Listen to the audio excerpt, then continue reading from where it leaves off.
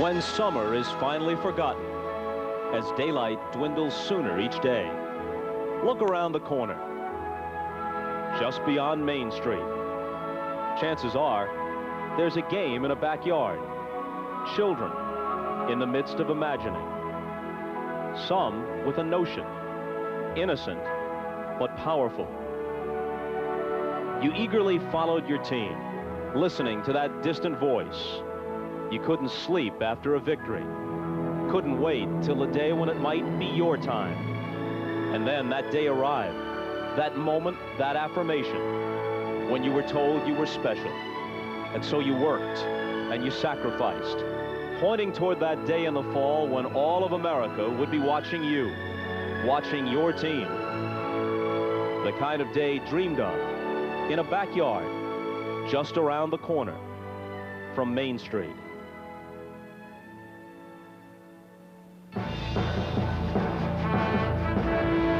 Here are the questions confronting #1 Florida State. Are these to be the Seminoles who will at last run the full gauntlet of grueling competition and withering expectations? Is he to be Florida State's first Heisman winner? Is he to be, finally, a national champion? But between these hopes and their fulfillment, there is the myth, the stadium in South Bend, and history's team, Notre Dame. Here come the Irish. Here come the Irish. Here come the Irish. Here come the Irish. Here come the Irish. Here come the Irish. Here come the Irish. 11 national titles, 7 Heisman trophies. No other school has won as many championships. No other school has had as many All-Americans. And in their home, you also play against their past. Galloping shadows from 1924, echoes of legendary coaches. In South Bend, they've become accustomed to teams chasing championships. And now comes another, inspired by a tradition without equal. So here we are, perfect seasons at stake, a game in a perfect place, a collision for history. A school hoping to finally ascend to college football's summit. A school hoping to add to its already abundant legend. #1 Florida State and #2 Notre Dame.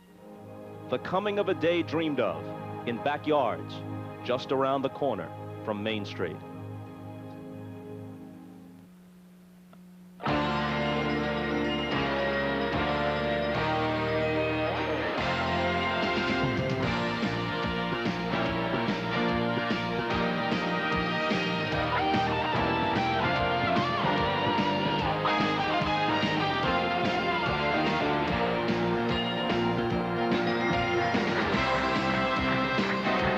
Notre Dame Stadium at about 7:30 this morning. Around that time, the Florida State Seminoles were awakening in Michigan City, Indiana, peering out their hotel windows to check on their greatest pregame concern, the weather. And in that department, they seem to have caught a break. It'll be unseasonably warm.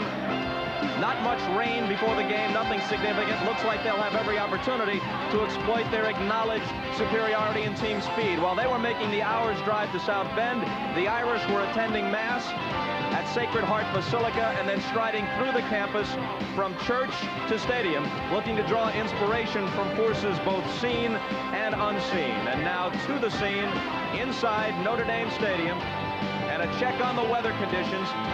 59 degrees on November the 13th. The wind could be a factor. That might be the only thing working against Florida State. Other than that, the Seminoles couldn't have asked for much more. In this, the battle between #1 and #2, presented by the United States Postal Service. Hi, everybody. I'm Bob Costas, and okay, we acknowledge it right up front.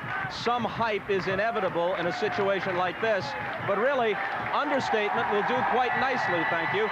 It doesn't have to be the game of the century or the game of the decade, because certainly it is the most anticipated college football game of the year, with the cast of characters, the setting, and the circumstances in place for a memorable game. Each team is 9-0. Each is riding an overall 16-game winning streak. You could say they're as close as 1 and 2. But just how wide is that gap this year? In fairness, Florida State would be an overwhelming favorite in this matchup if it were at Tallahassee or on a neutral field. And even here, even under the gaze of touchdown Jesus, they're about a touchdown pick. But still, it is Notre Dame at home, with all that implies, that gives this game its dramatic context and its competitive possibilities. Because keep in mind, over the years, whether at Notre Dame or elsewhere, Lou Holtz and his teams have thrived in the role of the underdog, registering some memorable upsets. If that's the scenario today, Holtz's second national title and Notre Dame's 12th could be within reach. For more, let's go to the Irish sideline. Here's John Dockery. Doc? Hey, Bob, in the context of what you say, what amazed me, startled me this week was the relaxed state of Lou Holtz, a normally very intense man, as you know. Before the game this morning, I asked him about his mood and the mood of the team. I think that going around and visiting them last night and talking to them, I think they realize that if we play well, we're going to win. And if we don't play well, we don't have a chance, and it's up to us to perform well. And you can't perform well if you're afraid or if you're nervous about making a mistake. This is the time just to go out there and put on a show. I think turnover is going to be a critical key, and I think this wind is certainly going to give us a greater challenge in our kicking game than previously. The win may be one challenge, but also the challenge of keeping his defensive backfield healthy. I was at practice on Thursday night. 3/4 of the starting defensive backfield stood on the sidelines. But John Covington's eye infection is healed, and Greg Lane's ankle is okay. Most worrisome was Bobby Taylor's pulled groin muscle. I talked to him a few moments ago in warm-ups. He said it was okay. He won't wear a sleeve. But, Bob, I have to wonder if his leg will hold up under the onslaught of the most explosive offense in college football. Doc, thanks a lot. For the benefit of history and context here, there have been 7 Heisman Trophy winners at Notre Dame, beginning with Angelo Bertelli and continuing through Johnny Lujack, Leon Hart, John Latner, Paul Horning, John Hewart, and most recently, Tim Brown. We mention this because Florida State has never had a Heisman winner until this year, when their quarterback, Charlie Ward, is considered a virtual lock regardless of how he performs today. Now, he sat out last week's win over Maryland to rest his aching ribs, but he is ready to go. And for more on that and the rest of the Seminole perspective, let's go to our own Heisman winner, O.J. Simpson. Juice. Well, Bobby, the good news for Florida State is watching Charlie Ward and talking to him. He looked great in warm-ups. He said he felt great. Now, his injury is very high up in his ribs. It's really right under his collarbone, right about here. And what they've done, he can't wear a flak jacket. They put a pad inside of his shoulder pad like a donut around the injury so that he doesn't get hit directly on it. The field is in great shape, the best shape I've ever seen Notre Dame field in. It's a testament that Notre Dame want to see the best team win here today. The most significant thing that I witnessed in the warm-ups was the play of Scott Bentley, the phenom freshman kicker from Florida State. He missed his last 9 field goal attempts, 5 to the right, 4 knuckleballs to the left. This game figures to be a very close game. So, Bob, that could be bad news for Florida State. And, of course, historically, Juice, we know all about missed field goals at the finish in big games for Florida State. Since 1987, Bobby Bowden's team is 73-9. Never lower than 4th in a final poll, 2nd twice, but never 1st at the finish. In that stretch, they played any number of games that could have been called the game of the year at the time. When I talked to Bobby Bowden on Thursday in Tallahassee, I asked him if this latest edition of the game for the ages felt any different. Well, we feel like we've had one already with the University of Miami, and if we win this one, there'll be some more, you know. Does this one feel different, though? Does it feel different? A little bit. I mean, you know, at least when we played Miami, it was in Tallahassee, and we knew we had them in our backyard. And the big difference is now we go to somebody else's backyard and try to do the same thing. Not just any somebody else. No. It's South Bend. No, that's exactly right. And it makes a difference, right? Well, it really does. It does to me. I think it means more difference to me than it does my players. My players are so young, they don't know about all that tradition, to be honest with you. You have to remember, some of these boys were raised in orange groves. Some of these boys were raised on farms. Some of these boys were raised in the country.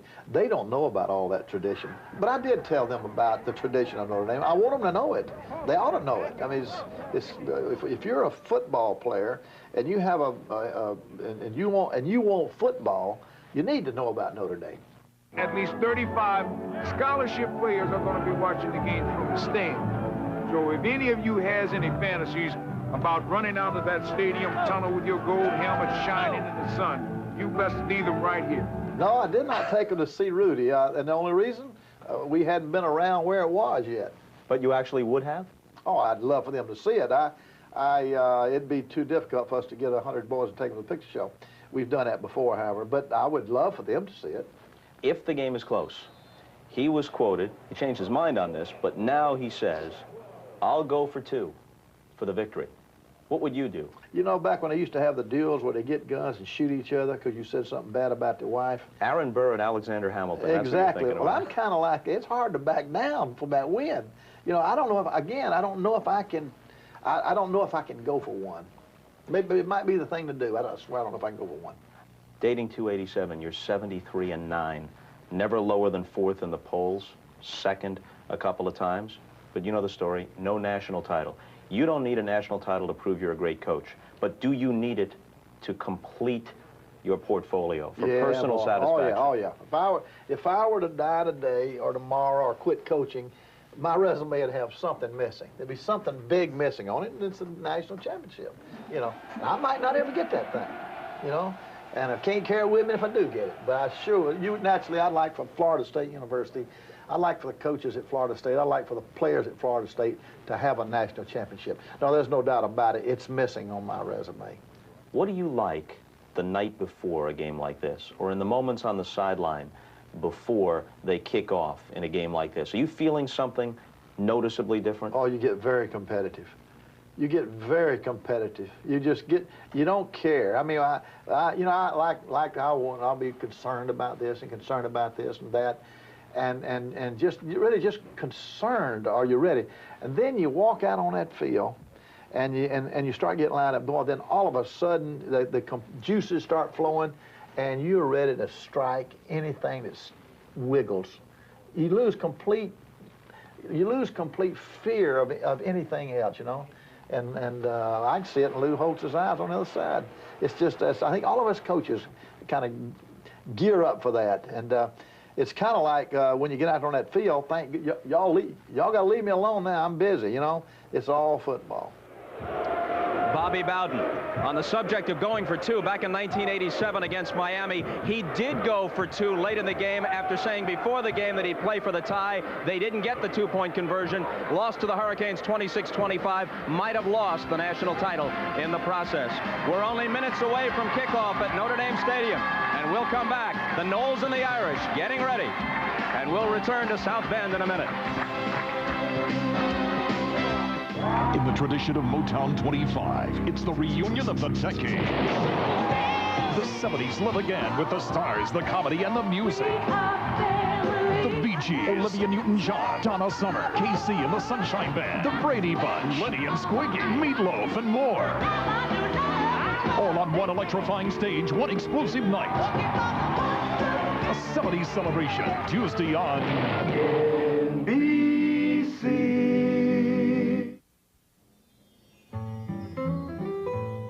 People, man, are they different. In Germany, they don't like what they like in France. And in England, they don't like what they like in Germany. In Spain, they run in front of bulls. In Greece, they smash plates. Italians speak the same language 40 different ways. And the French love Jerry Lewis. Nobody likes the same thing. So how come so many people love Volkswagen? Germany, France, England, Sweden, Japan, Finland. The new Golf is the best-selling car in the world. The new Jetta, the first German road car people can afford. Do these people know something that we don't? Well, I'm no expert, but it seems to me, people who want quality, safety, people who want excitement, find it in the new Volkswagens. Hey, maybe people aren't that different after all. The new Volkswagens, the most loved cars in the world. Don't miss the Blues in Cleveland, Sunday morning at 9 on Channel 3 News. The last time the Irish played in a #1 versus #2 matchup was in 1989 against Michigan.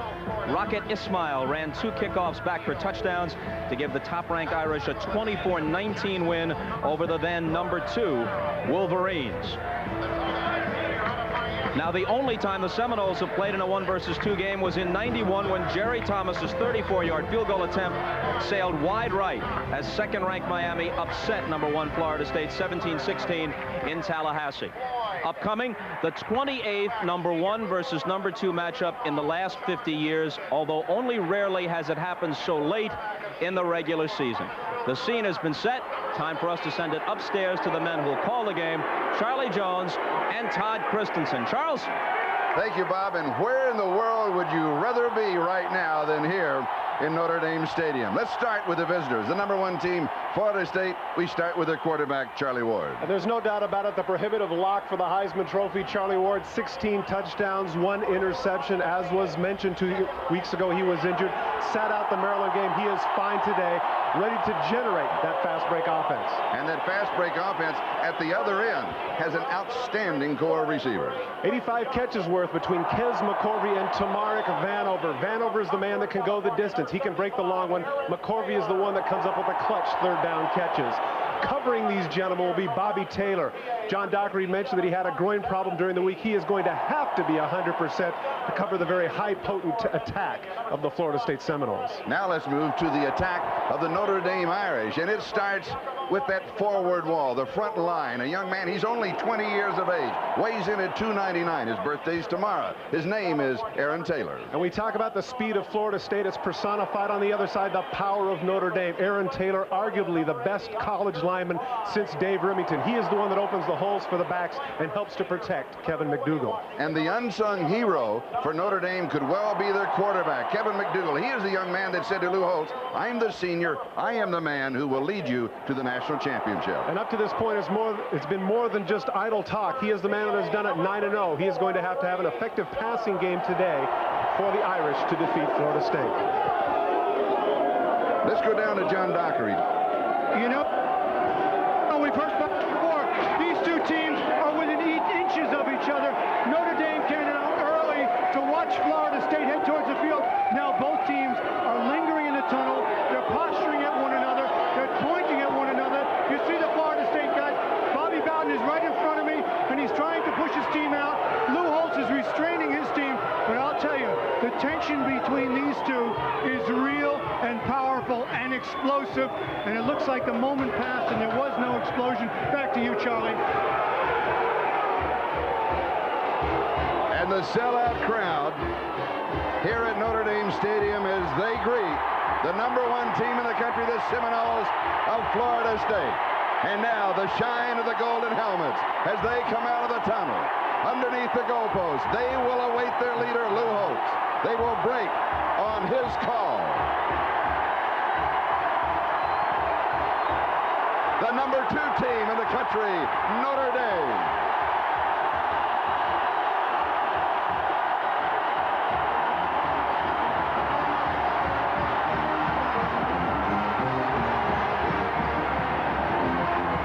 Lou Holtz, 14-1 with 2 weeks or more to prepare. He has had 2 weeks to prepare for this ball game.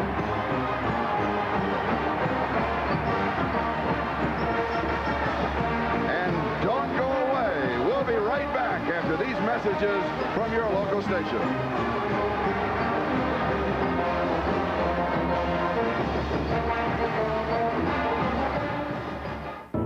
The men.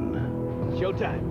They show me a fire truck. The women. I just can't anymore. The families. My baby is still up there. The courage. I'm not going to quit, Steven. You hear me?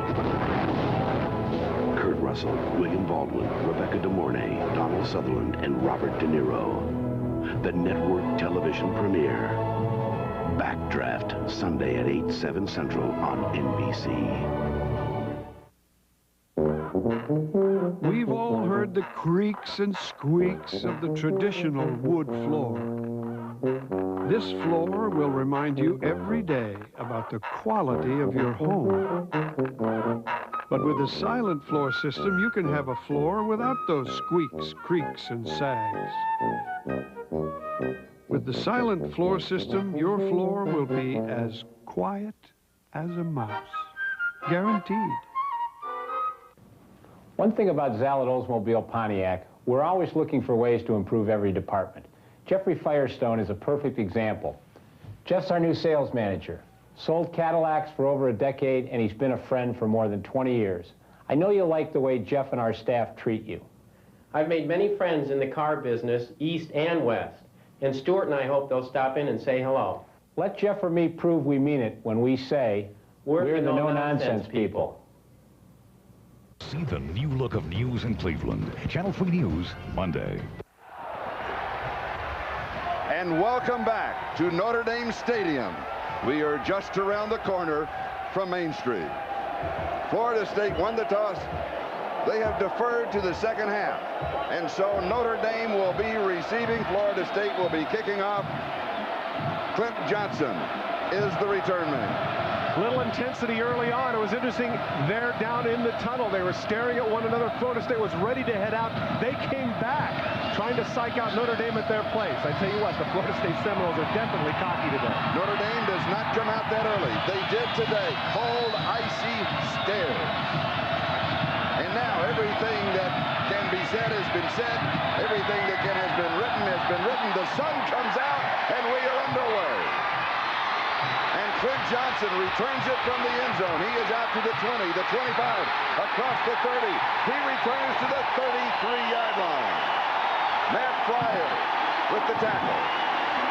34 yards on the return. And so Notre Dame will go to where Kevin McDougal is the quarterback. That offensive line of Aaron Taylor, Mark Zadoveski, Tim Ruddy, Ryan Leahy, the grandson of Frank, and Todd Norman. And there's a look at the backfield. McDougal, Becton, Sellers, Johnson, Dawson, and Oscar McBride starting at tight end.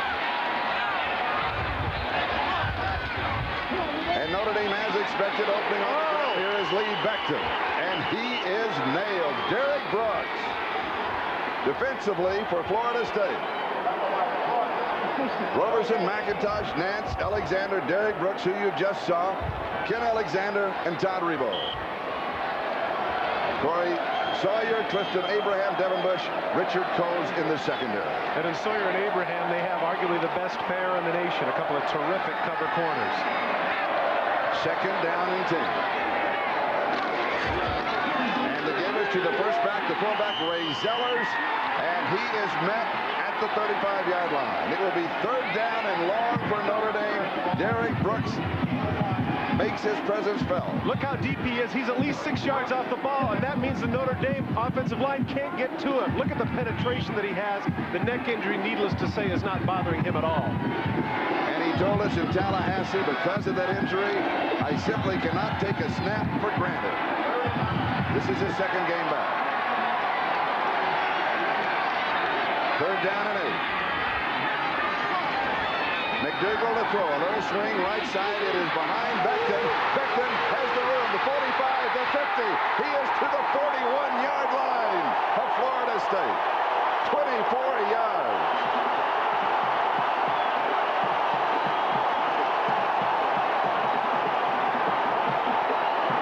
Screen set up well to the left side of your screen. You're going to see Becton just flare out. Blitz comes in. Good job by the offensive lineman and poor tackling downfield that enables Becton right here to just run through the safety. Big play for Notre Dame on third and long. First down and 10. Florida State 41-yard line, opening drive of the game, no score. And here is Becton, and he is going to lose a yard to the 42. It'll be second down and 11, and Jim Nance, this is his first game back after having his knee scoped, the senior. He makes the tackle. Well, don't forget that John Nance also last year at this time had a bump on his neck. It turned out to be a tumor. He had to go in wondering whether or not he was going to be able to play again. Fought back from that, and then as you mentioned, knee surgery as well. He's got to be one of the happiest men on the field today, overcoming a great deal of adversity. Lee Becton has 2 carries. He has lost a yard for Notre Dame. Play action fake. McDougal throws. Pass is complete. Here is Lake Dawson. And he goes out at the 35-yard line. Pickup of 7 yards on the play. And Devin Bush picked him up for the Seminoles. Crucial to the success of Notre Dame today is their ability to get the play action pass. Here you can see the interior fake to the quarterback. Just a little bit of an out route there by Lake Dawson. McDougal puts it right on the money. Now they're able to come up third and about 5. Ball just outside the 35-yard line of Florida State. No score, opening drive. 12.5 minutes left to go, first period. Google play action. Has time. Throws. Passes dropped. Ray Zeller. Incomplete. It'll be 4th down.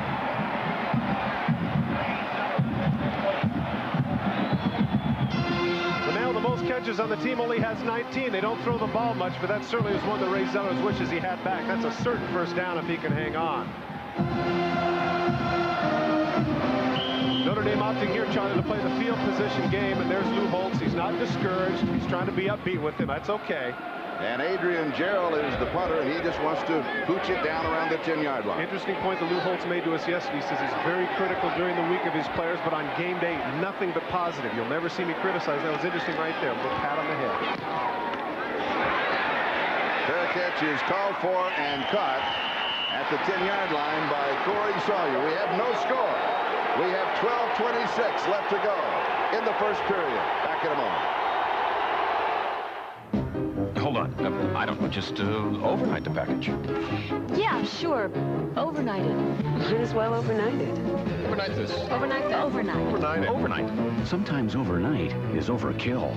So kick the habit with Priority Mail from the Postal Service. It's not overnight, but it's fast delivery, special handling, and 2 pounds is only $2.90. Good morning. Thanks. When overnight is overdoing it, remember, we deliver for you. Call and we'll start today. Nissan advertises their Altima is starting under $14,000. Yeah, but unlike the Oldsmobile Achieva Special Edition, that price doesn't include air, automatic, anti-lock brakes, AM/FM stereo, and floor mats. Things that can make an Altima finish just under 18 grand. The Achieva Special Edition with all that and more is only $13,995. Well, you could always split it with me. It's your money. With trusting eyes, the children show minds open, hearts true. Our spirits grow. The touch, the feel, the fabric of our lives. The touch, the feel of cotton, the fabric of our lives. You'll be shocked. You'll be stunned.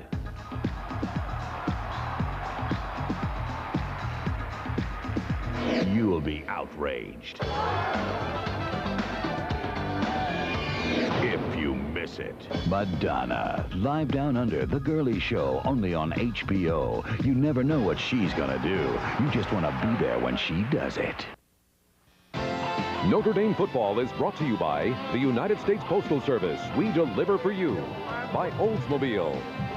By HBO, where you can see Madonna live down under, The Girly Show, only on HBO. And by Budweiser, fresh, pure, natural, proud to be your bud. Welcome back to Notre Dame Stadium. Florida State on offense for the first time in the ballgame. Offensively for the Seminoles. That offensive line of Juan Laureano, Louis Tyre, Clay Shiver, Patrick McNeil, and Marvin Farrell.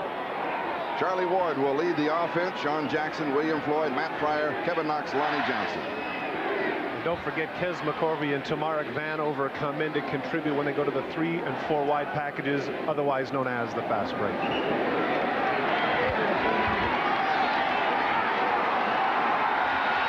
And now here comes part of the offense of the Seminoles out.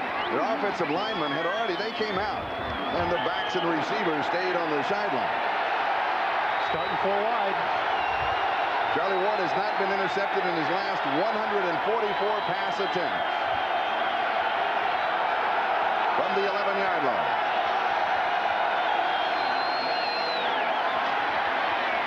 Good protection, little swing near side. This is Sean Jackson, and Jackson is down at about the 15-yard line. Defensively for Notre Dame. And we'll look at their base set of Knight, Young, Flanagan, Hamilton, Bursich, Doheen, and now. With Lane, Taylor, Covington, and Burris in the secondary. Now that's their base. And because of the 3 and 4 wide receiver package, we're going to see a lot of McGee and Wooden and a couple of extra linebackers as well. 2 Jeremys, Sample and Now. It is 2nd down and 6. Florida State at their own 15-yard line.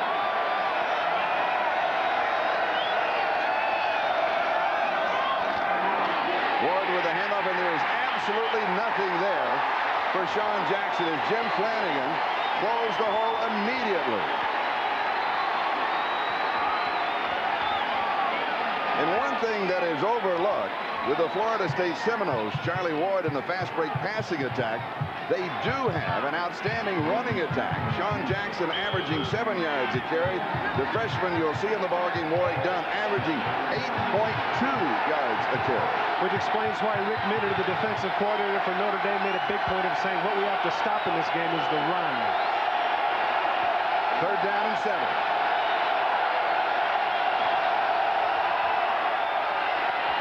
Four-man rush for the Irish. And Ward breaks it clean across the 30. He has the first down. 18 yards as Charlie Ward converts on 3rd down and 7. This is what Ward does so very well. He comes back, zone coverage. He sees that everybody is covered. It's like the Red Sea right in the middle. Take a look. He doesn't debate at all. He cuts up the middle. Not too many blue shirts. And interestingly, if you've noticed Charlie Ward earlier in the season, he normally slides. This time he takes the beating, which would lead me to believe he's very confident in his ribs. And a first down at the 33-yard line. No score. 10:36 and counting. Time remaining. First quarter. Florida State, first opportunity in offense. Brian Hamilton back in the ballgame.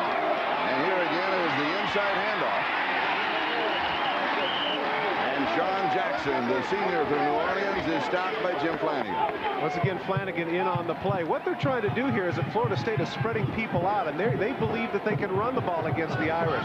Take a look at the inside handoff to Jackson. Gets a good block, but Flanagan, actually, look at the double team in the middle is what he comes off of to make the play. Otherwise, it had a first down. Excellent play by Flanagan on the interior. Second down in check. Florida State not using hand signals as they have in the past, but rather Charlie Ward, he gets a play and he shouts it to the lineman. They pass it down. Over the middle, pass is dropped, incomplete. Kevin Knox, the intended receiver, a flag is down. Good calls by the official. Even though the flag came in a little bit late, it was clear that Greg Lane hit him a little bit too soon.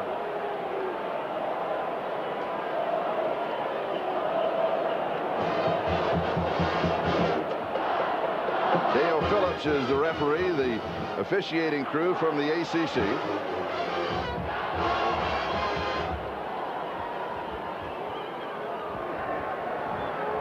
We have pass interference on the defense. That's a spot foul and an automatic first down. Judge for yourselves if Lane gets there before the ball. Watch number 33. Just a little hook route by Knox. There he is, clearly before the ball. Good call by the official. And it will go as a 9-yard penalty. It carries the first down. Florida State now at their own 46-yard line. They started this drive at their 11.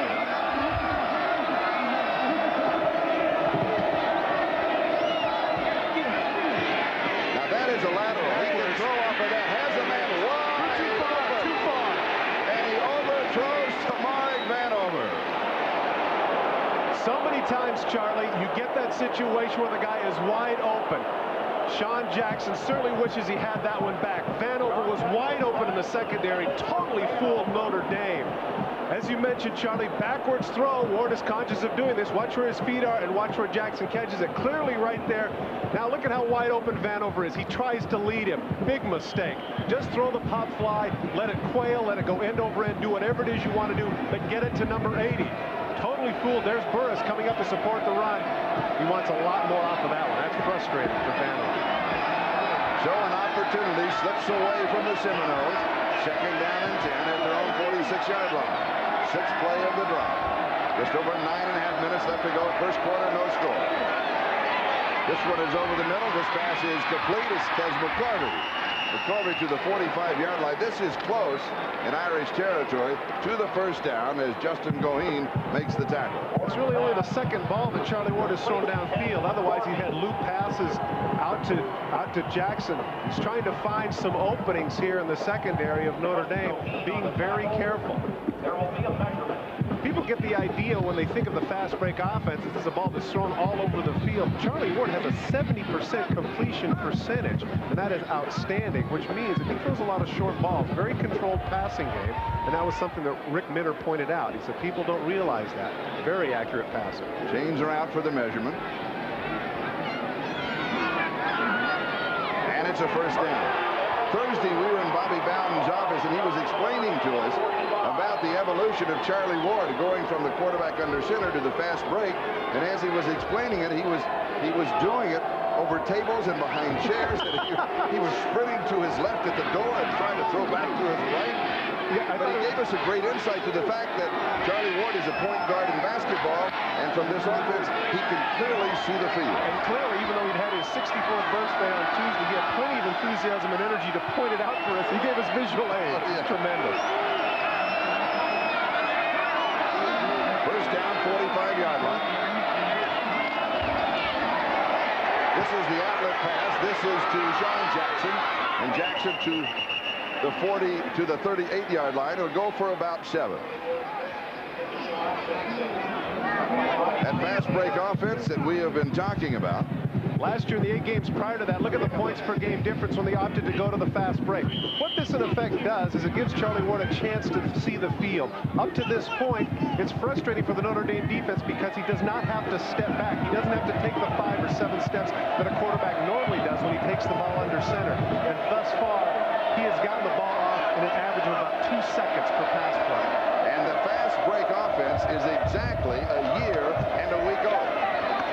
Pressure from the backside. Charlie Ward, nice fake inside out. Picks up a block. Another good fake. Has the first down. Inside the 25. Picks up 16 yards on the play.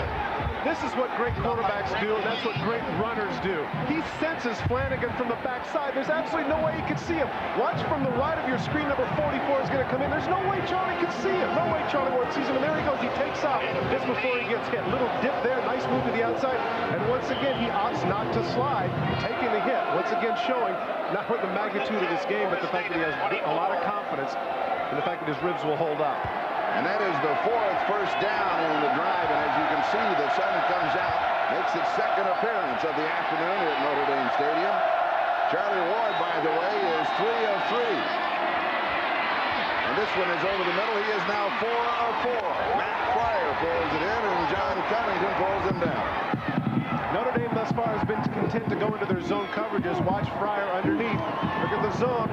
Waits and waits, finds the seam, takes a big hit from Covington, but able to hang on. Fryer's the one you recall, if you remember the Miami game, went the distance with the pass from Charlie Ward over 60 yards. He can run. Back-to-back first downs. The wind is blowing above 20 miles an hour. And in the first quarter, Florida State has the wind at their back. And on this drive, it has been clear sailing. Here they come. Pass complete, right side, touchdown, Kevin Knox.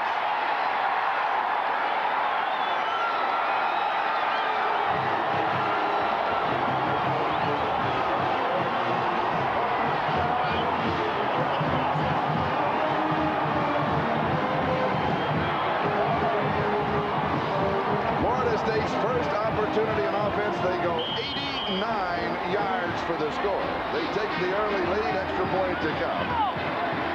Andy Cannell is the holder, Andy Crow the snapper, and the kicker, the freshman from Aurora, Colorado, Scott Bitler. And that is right down the middle. You live with the blitz and you die by the blitz. Rick Minter decides here he wants to come. Watch left of your screen. 7 people are going to come. But it's just an excellent blitz adjustment on the part of Knox. He just hooks up. Ward gets him the ball quickly, spins out of the tackle, touchdown Seminoles. Once again, getting the ball off quickly. Ward saw it coming. Now his Seminoles are up 7-0. And the touchdowns match his number, 17 on the year. Ready for another Oldsmobile commercial? Obviously, you've missed a few, like our new Achieva Special Edition. Surprised? That's nothing. Where do you see what it comes with?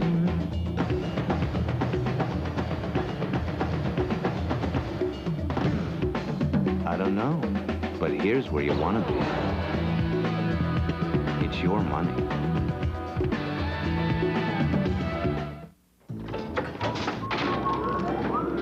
Baked rolled gold pretzels. Rolled gold.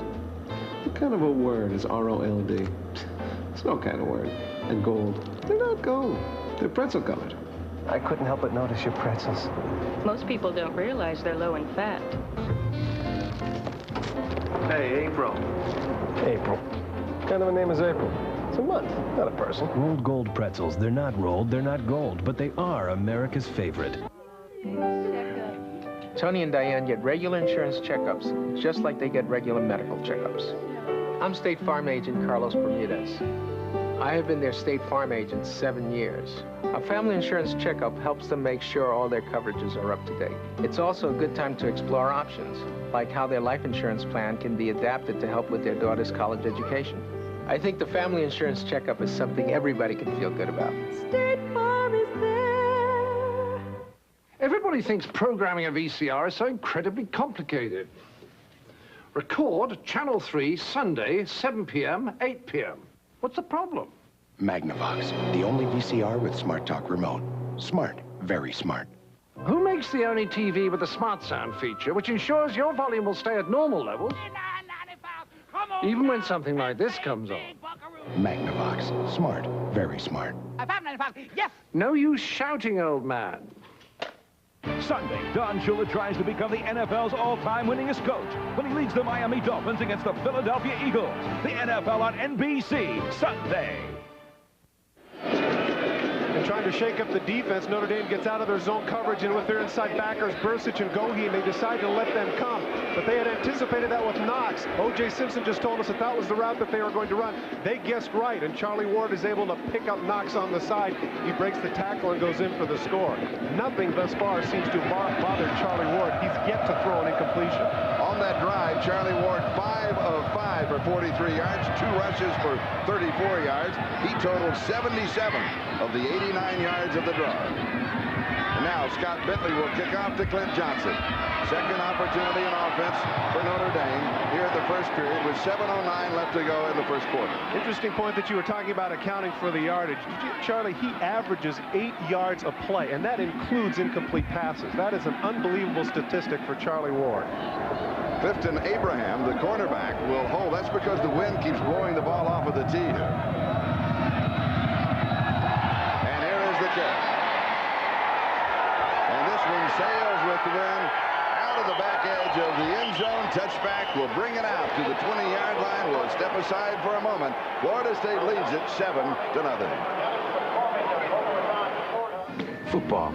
Real football. On real grass. Lambeau Field in snow. No, too obvious. What about the fearsome force? The Purple People Eaters. Carl Eller. No-name defense. The Oakland Raiders. Baltimore Colts. Hey, Mike Curtis. Ray Nitschke. Willie Lanier. Immaculate reception. Franco's Italian. Oh, real fullback. Franco Harris, Marv Hubbard, take your pick. No. The Snake to Clarence Davis, 26 seconds left. AFC semifinals versus Miami. Beechwood Age Budweiser. Crisp, clean, classic. We'd like to show you our new Achieva Special Edition. Well, for starters, it's got an airbag, 4-wheel anti-lock brakes, air conditioning, automatic transmission, AM/FM stereo, power door locks. Sure, but that's where the really special part comes in.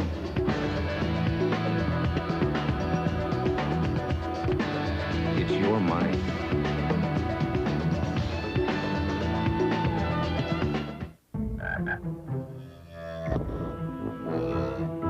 Other laser printers are still playing leapfrog, trying to reach the standards set by Hewlett-Packard. But no matter how hard they try, they keep falling short of the original. If it isn't a laser jet, it's only a laser printer. You need 2 hands to count all the special rates and discounts on Allstate car insurance. For more than 1 car, pickup trucks, anti-lock brakes, airbags. Good drivers, excellent drivers with Allstate home insurance. And retired drivers over 55. Just pick up a phone and call an Allstate agent for details. For lots of ways to save. you're in good hands with Allstate. Who the hell's doing this, huh? Someone they know Is there something about these deaths that you're not telling me? has a burning desire to watch them all die. Kurt Russell, William Baldwin, Rebecca De Mornay, Donald Sutherland, and Robert De Niro. The network television premiere. Backdraft, Sunday at 8/7 Central on NBC. Here in the first quarter, Notre Dame is going into the teeth of the wind, gusting to 20 miles an hour. They have a first down as they start following the touchback from their own 20-yard line. Ray Zeller's the first back three. He pops open. Wow. And the offensive line of Notre Dame makes its first statement of the afternoon. 18 yards by Ray Zeller.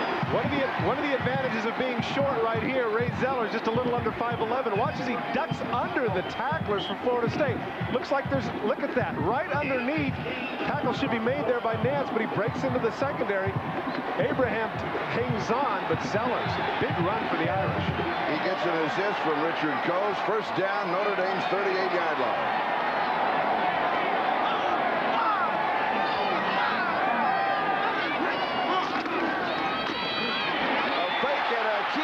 By Kevin McDougal.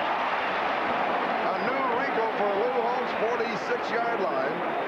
A gain of 8. It'll be second down and short. Really is a new wrinkle. This is normally the crossbuck option coming to the left, but instead there's nobody behind him. He's gone right there. Good job of coming out and tramping on Alexander. Brooks comes over to make the tackle, but not before he gains 7. When we talked with Kevin McDougal yesterday, we said any significance to the number 15. He said no significance. And here is the give to Becton. He slips to the outside. He's got the first down. Good move. Pulled down by Devin Bush. There's a flag down. I believe there's a face mask at the end of the play. Looked like Devin Bush might have got a piece of the mask.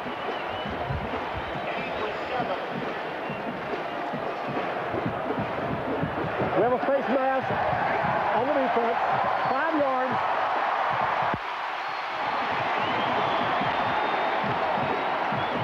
A little frustration for Bobby Bowden because the tackling has been poor on the part of Florida State. You can see right there, number 11 with his right hand right on the mask of Becton.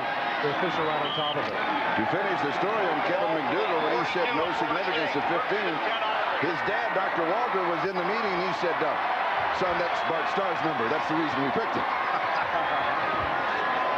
First down, Notre Dame. Here's Becton. And he leans across the 38 to the 37-yard line. John Nance pulls him down. Remember Lee Becton, second play of the USC game here at Notre Dame. He went some 70 yards. We asked him about it yesterday. He said, I'm not that fast, but when you're scared, you run a little faster. Well, he's been so scared. He's had 400-yard games coming into this one. If he could get his 5th 100-yard game today, he would tie the all-time Notre Dame record set by Alan Pinkett. Second down and 5. He now has 11 yards and 4 carries in the ballgame. Notre Dame continues to flex out their tight end, trying to get a mismatch in the secondary. Pass is complete to Clint Johnson. And let's see where they mark it. They're going to spot it at the 32-yard line, and that is close to the first down marker. We may be looking at another measurement. Corey Sawyer is the man who brought him down. Trying to spread Florida State out a little bit, just a little out route. Once again, nice throw right on the money. Good job of holding on to the ball when he gets his legs taken out from under him.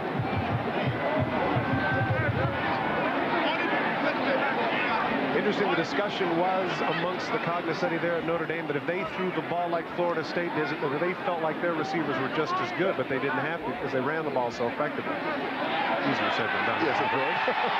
First down. Kevin McDougal has now completed 304 for 35 yards. He's been averaging 15 passes a game. Lou Holtz said we may go to 25 a game. We asked Kevin McDougal about it. He said, well, my dad always counted me down 3, 2, 1, and I'd throw for the winning touchdown. What about this game? He said, this game is living your dream. First down, 32-yard line, Florida State. Seminoles lead it 7-0. Play action, fake. Wide open passes underthrow. Bounced to Lake Dawson, and he was open, and Kevin knows it. Hands on his head says it all. That was a play clearly that they had designed for the specific defense that Florida State had. They had a 3 wide receiver offense, and you're right. That's when he wishes he had back. And Notre Dame was throwing on first down. Which is a big surprise, because when we did SC some 3 weeks ago, they had 19 straight times on first down that they ran the ball. Second down and 10. Adrian Jarrell goes wide to the far side, and Derek Mays is the receiver wide to the near side. The tight end is Oscar McBride. He is split open. We're looking at a reverse on the pitch. It is Jarrell has 3 blockers in front to the 20. He's going to score. He does.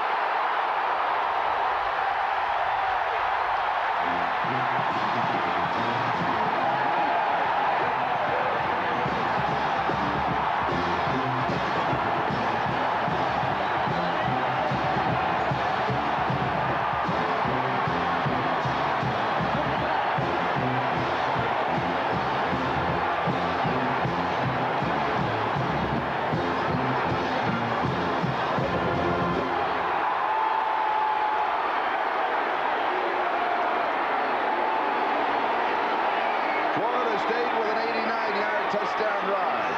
Notre Dame reacts with an 80-yard touchdown drive. Here is Kevin Pendergast for the top. 7-7.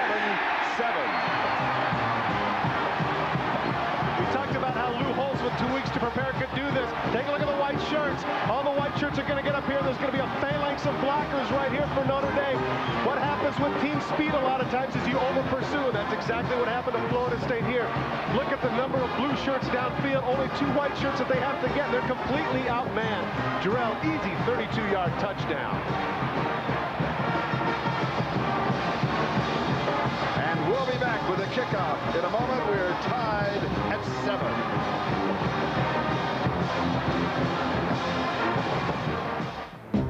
Hold on. I don't just overnight the package. Yeah, sure. Overnight it. Might as well overnight it. Overnight this. Overnight the overnight. Overnight.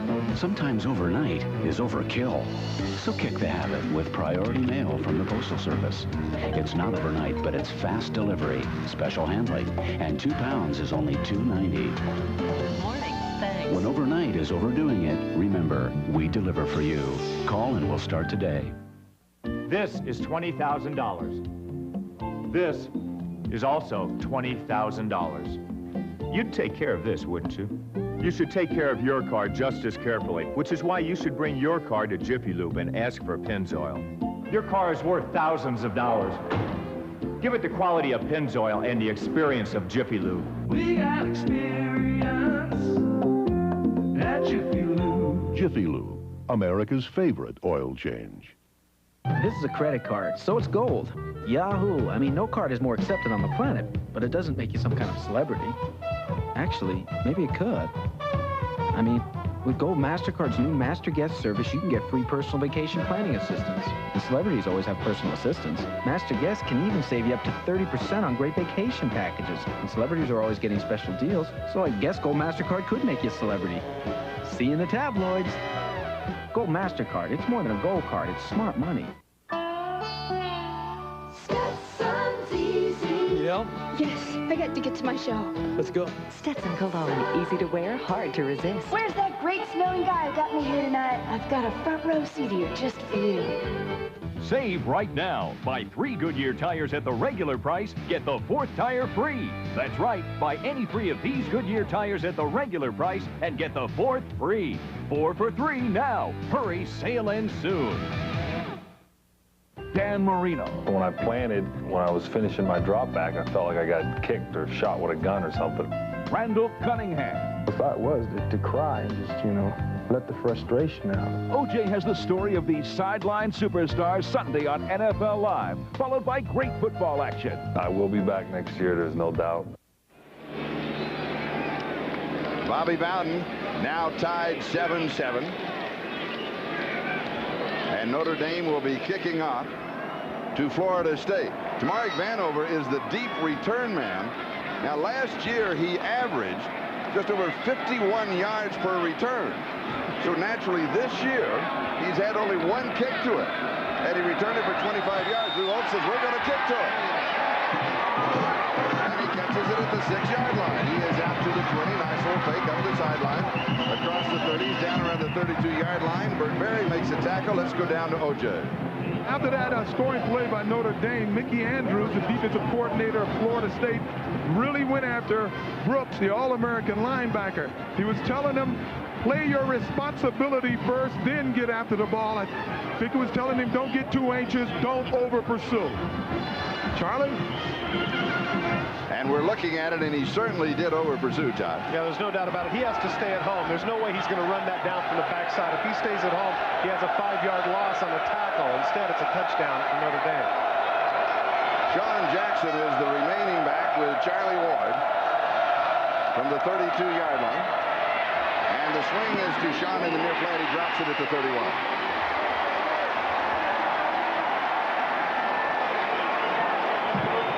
Lou Holtz was talking about his keys to victory with regards to the offense of Florida State. Here are some of the key things. Hold Ward to 10 net rushing yards, and what that meant is that they had to sack him if he got a big run. Limit FSU to 50 yards after the reception. And, of course, hold them under 100 yards rushing. Now, in the first 2 points in the first series, Charlie Ward already has 34 yards rushing, and the receivers already have 32 yards after the catch. Ward to throw. Over the middle into coverage. Pass is complete. And this is Tamarick Vanover with the reception. And Brian McGee, the nickelback for Notre Dame, makes the tackle. Charlie Ward throws it in a crowd. Once again, zone defense on the part of Notre Dame. Vanover finds his way behind the linebackers. Look at all the blue shirts, and look at how he threaded the needle. What a throw by Ward. And it's a first down at the 44-yard line. And Warwick Dunn, the freshman from Baton Rouge, makes his first appearance in the ballgame.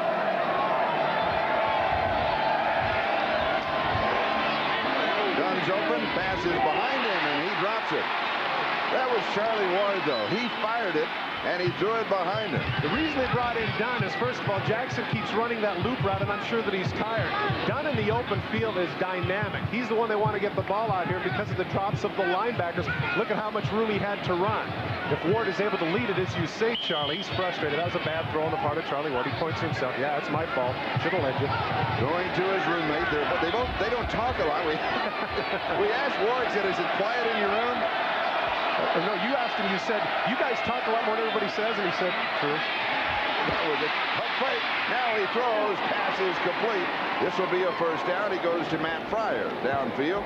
John Covington, the senior, had the cover. The one thing that you see here, and maybe I'm speaking out of turn here with regards to comparing him to Joe Montana, but that's exactly what Montana does that makes him so good. Watch now. Oh, he's going to run. There's no way he can throw. There it is. Off the wrong foot. He delivers the ball right on the money to Fryer. Great play by Ward. At the Notre Dame 43-yard line. And it is a first down.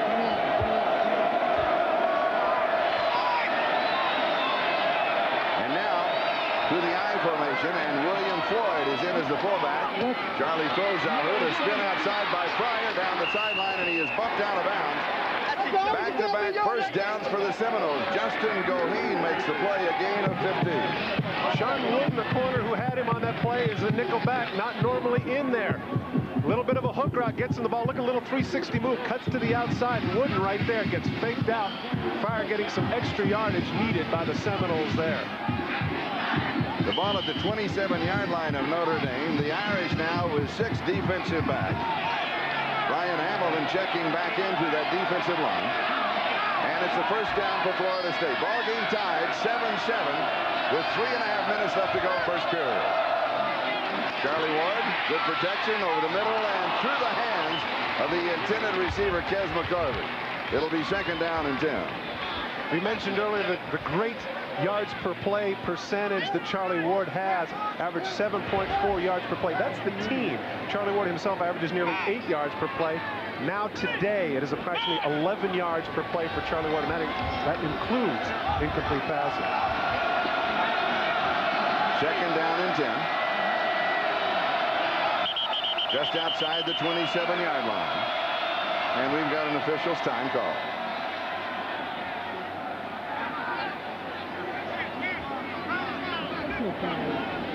This may be the only time this afternoon it will be quiet. Yeah, here at Notre Dame Stadium. So savor the moment. Interesting here in the second drive, Charlie, even though they were successful with the fast break, they've gone back a little bit to some of the I formation, trying to throw some different wrinkles at the Notre Dame defense. Charlie Ward, 8 of 11, 84 yards and the touchdown pass. And those 3 incompletions we might add were drops. Otherwise, he might be perfect at this point. Second and 10.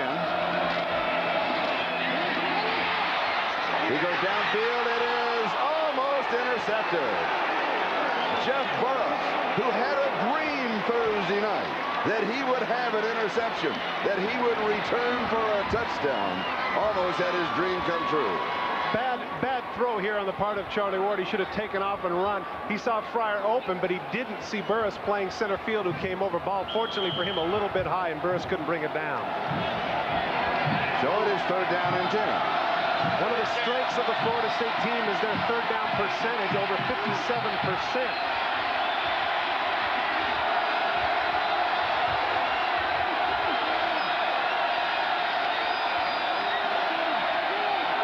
Ward to throw, and he is sacked.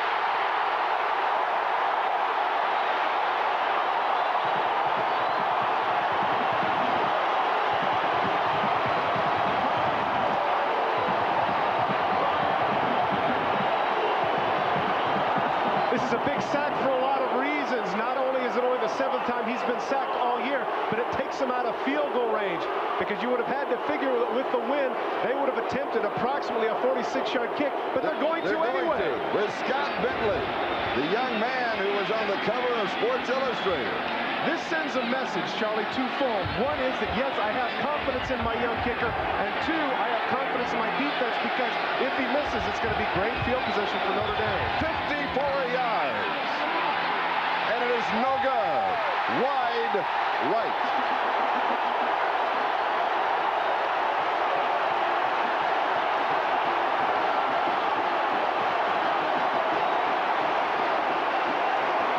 Don't forget that O.J. Simpson pointed out that during practice he missed his last 9. Plenty of distance on that one with the wind, but as was mentioned by Charlie, hurt so many times there at Florida State, wide right.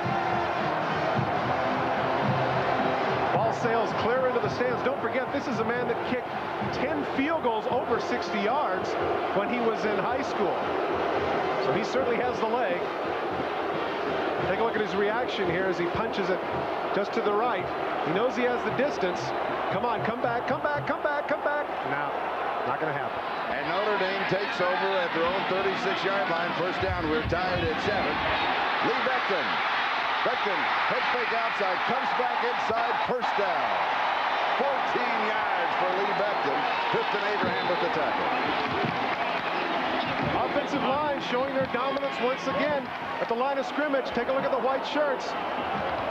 Look at the gap that Becton gets, and watch the block at the top of your screen by Lake Dawson. Look at the persistence of the wide receiver right there, pushing the safety out of the way, enabling Becton to get the first down. Great job downfield blocking by the receivers for Notre Dame. 2 minutes left to go. First quarter tied at 7. And Ray Zellers, the fullback. He'll pick up close to 5. It'll be 2nd and 5. John Nance with the tackle. Interesting point. Even though Notre Dame does not have this in their arsenal, this would be a good time for them maybe to go with the no huddle. They certainly have Florida State's defense on its heels and reeling. They're doing exactly what it is they want to do. And as Lou Holtz told us, that as you look at the yards per carry of Lee Becton, Randy Kinder, and Ray Zellers, that is their average on the year. Lou said they want Florida State to think these guys just won't go away. We're going to be there all afternoon. And here is the pitch to Becton. Stops, reverses, cuts back inside the 40, 39. First down, Notre Dame. 3 different occasions now, the secondary tackling for Florida State has been bad, and Brooks is down.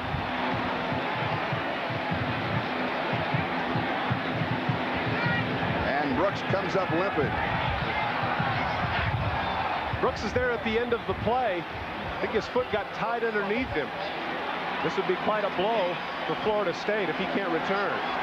And Becton is stunned. He comes out. Here's the hit. Here's number 10. He gets blocked in one hand. Take a look at the left leg. He folds back on that ankle. Both Zellers and Becton were on top of that leg. Oh, a double whammy. Watch the angle. Watch. Take a look at the left leg. Gets stuck. Zellers blocking him, and then Becton at the end. It'll test the flexibility of that quadricep as the ankle folds underneath. And Randy Kinder replaces him. He's the ball carrier. He tries the left side. From the 39-yard line, he's going to pick up a couple to the 37. It'll be second down and long. Notre Dame has now rushed to this point for 99 yards. Derek Brooks getting his ankle looked at. Hopefully for him, if he's resilient and just folded back. A lot of times when his cleats are stuck, that's what happens. And Becton over on the sidelines, evidently he's painful as well. Oh, he was stunned. He was stunned, and they helped him out. Second down and 8, 37-yard line. First quarter winding down. And we have a flag down.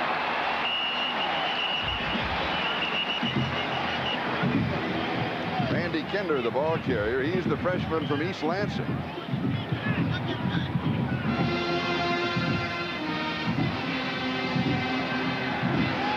Notre Dame players saying that Florida State lined up offside. More than likely they'll take that and get the down back. Clearly at this point, Mickey Andrews, defensive coordinator for the Florida State Seminoles, has to reconsider some of his fronts. They have some big gaps up front, and they might want to consider going with a few more of their 8-man fronts. But what Lou Holtz has done as we get the call. We have offsides on the defense, 5-yard penalty. What Lou Holtz has done, much to the surprise of the Seminoles, is he's come out with some 3 wide receivers. And, of course, when you have 3 wides, that forces your safety to go out and play one of the wide receivers. And that takes you away from the 8-man front. And that's one of the reasons why Notre Dame is running the ball so effectively. Second down and 2, the ball at the 31-yard line. We're taking the countdown to the end of the first quarter. Notre Dame says, okay, we'll let it run out. Into the first period. We are tied at 7. We'll be right back after these messages from your local station.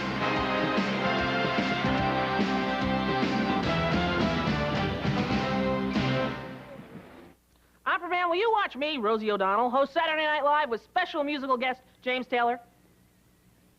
Yes! I'm not looking to get a new car next week. I'm looking to get a new one today. I want one that comes with the features I want, not that I have to settle for. I want a car that looks good and will look good down the road. I want a dealer that can give me what I want right now. Got any suggestions? See your Chevy Geo Network dealer for your new Chevy Lumina today. Why is Ultimate Choice the singles organization of the 90s? Our members say it best. I joined Ultimate Choice about 3 months ago, and I'm having too much fun. It's almost illegal because there's all kinds of activities you can go to, and there's a lot of nice people you get to meet. I joined Ultimate Choice because it was an opportunity to meet different people. You know, it beats the bar scene. You know, I don't want to meet a man in the bar. I work a lot of lawn hours every week, and Ultimate Choice lets me get the most out of my limited social life, and I think that's great. I'd like to get married again, but I won't settle for just anyone. Ultimate Choice gives me the opportunity to meet the right person. Single life is very different today than it was from the 70s and the 80s. Ultimate Choice addresses the interests and the concerns of the single people of the 90s. It's great to socialize with responsible singles who have all chosen to be HIV tested. Anyone single and not 100% satisfied with their social or love life should call Ultimate Choice today. There are a few ways to measure success. One is know what to drive. The other, know how to handle your money. And now you can achieve both with Lincoln Continental or Lincoln Town Car. Lease either for just $4.99 a month for 24 months. Both offer dual airbags and ABS brakes standard. And Continental now features a special touring package that includes 5-passenger bucket seats and power moonroof. All just $4.99 a month. Looks as though Lincoln is the standard measure of luxury. See your Lincoln Mercury dealer today. Don't miss the Blues in Cleveland, Sunday morning at 9 on Channel 3 News. Welcome back to Notre Dame Stadium. Let's go down to O.J. Simpson. Well, the bad news here is Derek Brooks, All-American linebacker, slightly sprained his ankle. They retaped it. He wears 3/4 shoes. He's sent in the locker room to get his high-top shoes for better support. I asked him, could he go? He says, I got to get my high-top shoes, and I just have to see, Juice. Dockery, what's the news over on the Notre Dame side? OJ, let me tell you that Lee Becton came off. It looked like he had a hip pointer, but it isn't that. Dr. Will Yergo told me it was more of a bruised rib. You see Becton back in the game. He's going to try it. We'll see what happens. Charlie? Thank you, Doc. The power of Notre Dame. 12 rushes, 99 yards, averaging 8.3 yards a carry. And clearly, Florida State is going to have to make some adjustments on defense in more ways than one. If Brooks can't go, needless to say, they've got to go with another player. But they've got to get up front, and they've got to shorten their gaps a little bit. Take a look at the white shirts there and the gaps that they have there. That's what Notre Dame is finding. Big holes there to run through. 2nd and 2, 31-yard line. Back to the tailbacks. The give is to the fullback, Ray Zellers. And he may get a half a yard. That's about all that he's going to get. Nance again on the play along with Ken Alexander. Alexander told us as we look now at Derek Brooks, he said, we love the hostile crowd. They really pump us up. I was about to say, that's when you're a big star, when somebody else ties your shoes for you. You know you're an All-American candidate when they tie your shoes for you. You don't have to do it yourself. 3rd down and 2.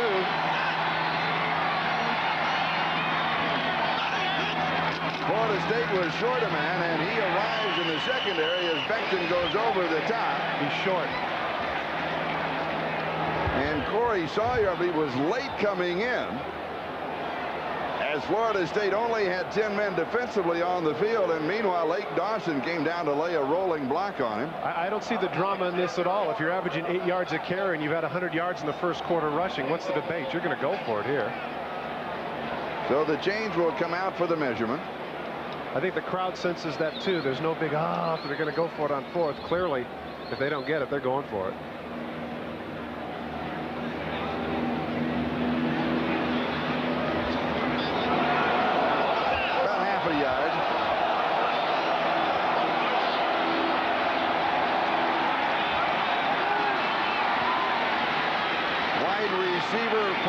Touchdown score. Adrian Jarrell checks into that offensive set. Dawson comes out.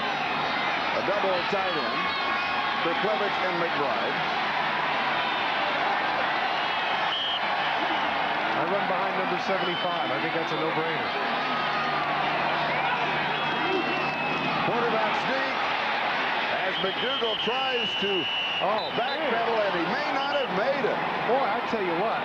The Seminoles say that they have held. They have, if that's the spot. Boy, oh boy, I don't understand that call at all. Lou Holtz is definitely going to be second guessed on this. As we mentioned up to this point, as Charlie pointed out, 8.3 yards per rush. You haven't run a quarterback sneak. You've got guys in the back. You got an offensive line that averages 295. You've got guys averaging 5.5 yards a carry. Why would you try a quarterback sneak? Look at this. He doesn't actually get the snap terribly well there, and that enables Florida State to jump on top. They did not give him that second motion. They said that he stopped him on initial point. And he's going to be short. And Florida State holds. They take over on down. It appears that he doesn't really get the snap well. Take a look. Take a look where he catches it. Look, he bobbles it right there. Look at that. He bobbles it, and then he runs over the top. Great play there on the part of number 40 for Florida State, who jumped in the middle and made that play. Excellent play. And they didn't give him that second movement at the end, and that enables Florida State to get the ball. Alonzo Horner is the man that made the play on the interior to knock McDougal back. So Florida State starts at their own 30-yard line, first down. John Jackson is the remaining back with him. They have 4 wide receivers on the set. Now moving into the wind offensively, and it is incomplete. And that wind is really starting to whip around Notre Dame Stadium. We've had gusts to 20 and above, knocks the intended receiver. You can tell from the flag what the wind is actually doing here. Thomas Knight, defensive end, got his left hand up, got a piece of that. And that is an anemometer. I was told. Easy for you to say. Yeah. No, it isn't easy for me to say. Second down and 10. One thing the wind has done, it has blown the clouds away. Jesus Hernandez is now for Florida State. Charlie Ward slips out, and he slides this time. A little discretion on behalf of the quarterback. Flanagan is there to cover. And I mentioned number 77, Jesus Hernandez from Miami is there. Well, when he was 8 years old, his mother held him between his knees from Cuba to Key West. 18 hours on the high seas. And his mom, Idalia Sanabria, 3 jobs, has a cafeteria, La Gata. She has it closed down today. She's watching in Miami.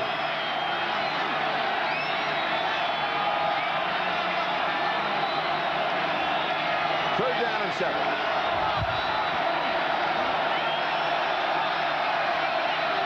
Only 3 rushing this time, it appears. They're going to have 8 in the secondary. A 360 move, throws on the run. It is incomplete. Tamarick Vanover, the intended receiver. Again, Notre Dame going with 6 defensive backs. The Irish hold. Good call on the part of Rick Minner to go with the extra defensive backs. They've been able to generate some pressure, this time with only 3 people, 3 men on the rush, and they forced Charlie Ward to come out of the pocket. And even if Vanover comes up with the catch there at the end, he would have been short of the first down. Now Sean Lissu's been hurt this year. This is a good opportunity for Notre Dame to get some field position, as Lissu's going to have to kick into the wind. And the return man is Michael Miller. And he's standing, Charlie, about 30 yards away. And that's why.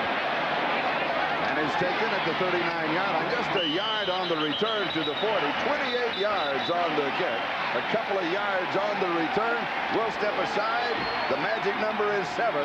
We're tied. Here is the Subaru Legacy L sedan that you can lease for $199 a month. Here is the Subaru Legacy L sedan that you can buy with up to $3,000 in savings. Both come equipped with features like 4-wheel disc brakes, driver's side airbag, air conditioning, and power windows, mirrors, and door locks. So come into a Subaru dealer and test drive a new Legacy, like the one here that you can lease for only $199 a month. Or was that the one you can buy with up to $3,000 in savings? Anyway, you better hurry. This is a limited time offer. On November 19th, Paramount Pictures invites you to welcome back the family. 3 generations above ground. To experience their passions, celebrate their charm, and embrace their values. Did you see that? Adam's Family Values. We're not shy. We're contagious. Rated PG-13. Starts Friday, November 19th at theaters everywhere. What are you doing here, buddy? You invited me to lunch. I did? Honey! Cousin Dave's here for lunch. He is? Oh, Ed. Cousin Dave, we got a little problem here. No lunch, huh? Well, we can go to Wendy's. Yes! Luckily, Wendy's has a 99-cent super value menu with delicious junior bacon cheeseburgers, chili, baked potatoes, and biggie fries. And for just $1.99, get our hamburger kids meal. We ought to have lunch here all the time. We do. We do. Wendy's, you don't pay more, you just get more. Have you ever opened doors? I'm home. With the sound of your voice? Our card, please. Carried your medical history in your wallet. Your wife's gonna be just fine. So this is where we stand on the atrium. Or attended a meeting. I really like what you guys have been doing, but in your bare feet. I may have a few other ideas. You will. And the company that'll bring it to you, AT&T. Notre Dame football is brought to you by the United States Postal Service. We deliver for you. By Subaru, what to drive. By Wendy's Super Value Menu and Value Price Kids Meal. There's something for everyone. And by Cotton Incorporated for America's cotton producers. Cotton, the fabric of our lives. The Leprechaun and 13:03, time remaining. First half tied at 7. Number 1, Florida State. Number 2, Notre Dame. The Irish have the ball, first down at their own 40-yard line. And you have to wonder if Derek Brooks is hurt a little more than he's letting on. He's trying to flex and trying to get ready, but hey, you know, it doesn't do any good on the sidelines. Got to do it on the field. Play action fake, going deep, cutting back inside, and diving is Derek Mays. It is incomplete. Tristan Abraham had the coverage, and he tried to pin him against the sideline. Had great coverage there. They went for the distance. We mentioned the great cover corners in the tradition of people like Terrell Buckley, Deion Sanders, Leroy Butler, Bobby Butler, Abraham. Great coverage there. Miller never had a chance. So it'll be 2nd and 10 at the 40-yard line.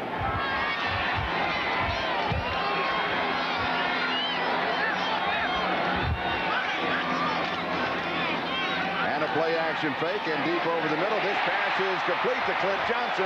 First down, Notre Dame. Gain of 16 yards. Well, we talked about Abraham before, but this time Clint Johnson with the deep in route. Abraham gives him a little bit too much respect as he slides to the middle. He thinks he has help. He curls up underneath the zone. The middle backers weren't back far enough, and Abraham has to make the tackle, but not before he gets the first down. At the 44-yard line of Florida State.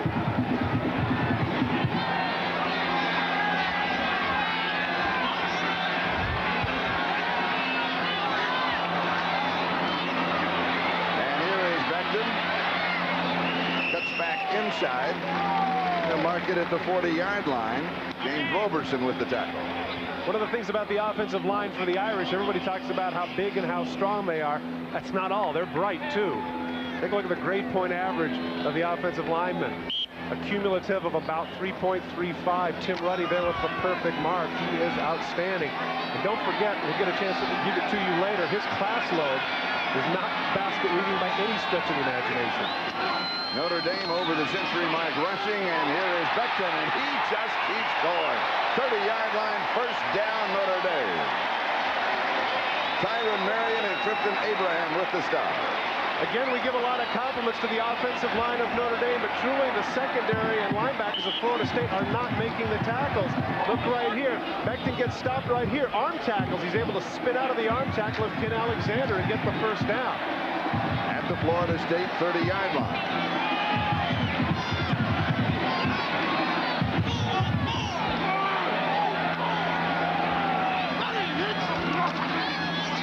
There's a Google on the keeper, right side to the 26. Roberson with the stop. We mentioned Tim Ruddy's course load and the fact that he's just not cruising by. Take a look at some of these categories and some of the classes that Ruddy has. Statistical quality methods, robotics, business principles for engineers, mechanical engineering for senior project. I tell you what, it's hard enough just to say it, let alone the fact that this guy's going to the classes. And look at that. Perfect. 4.0 out of 4.0 the last 2 semesters. And his secret project, an announcer robotic. We have to watch that man. That's right. He's dangerous. Second down and 6. Becton. He is clear. 15, 10, 5. Touchdown.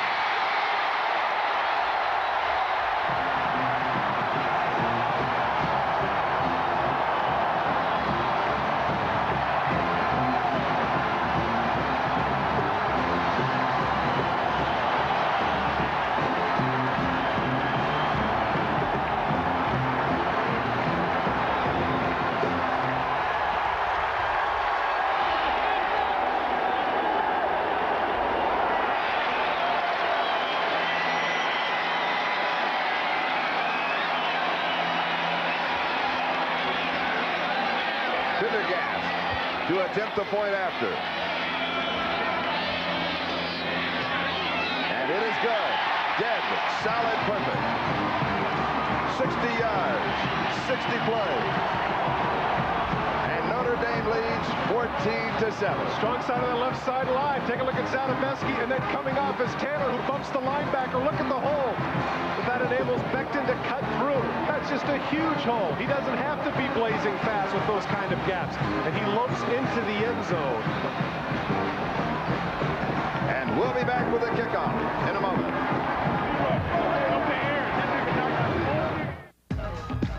You'll be shocked. You'll be stunned.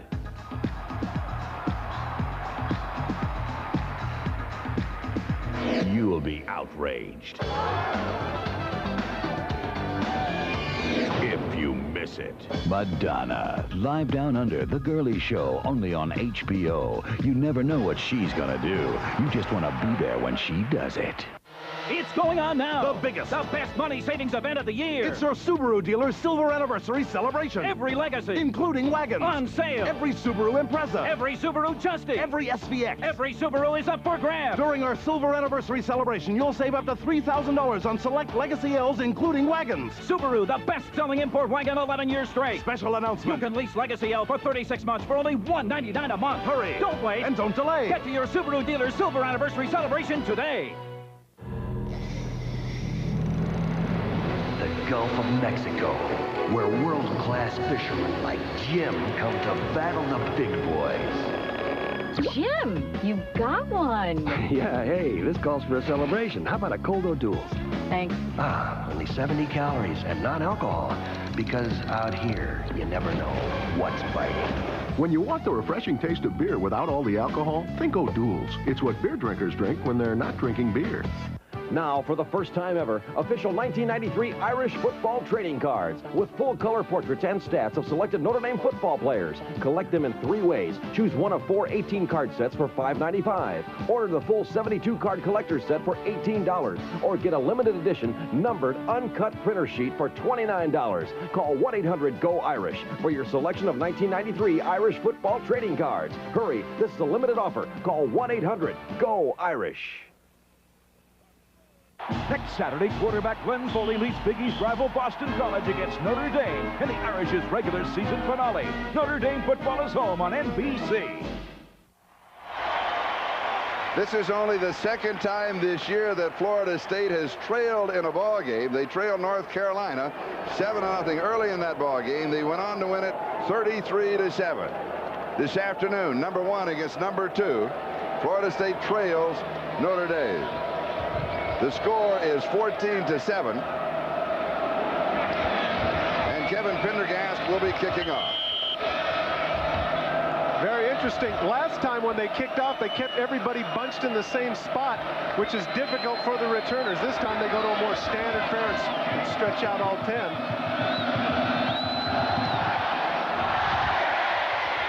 Vanover to the end zone. Touchback will bring it out to the 20-yard line. Lou Holtz talked yesterday about that he had to have his offensive linemen slide to the linebackers and come down, not just attack them.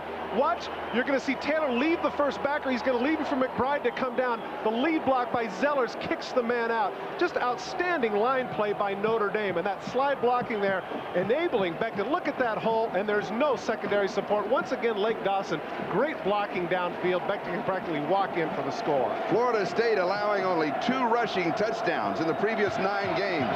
They have allowed 2 today. The power of the Irish. And that's what the defensive coaches are talking about right there to the interior man. They're sliding to you. You have to make the adjustments. John Jackson, now this is a backward pass, and he wants to throw again.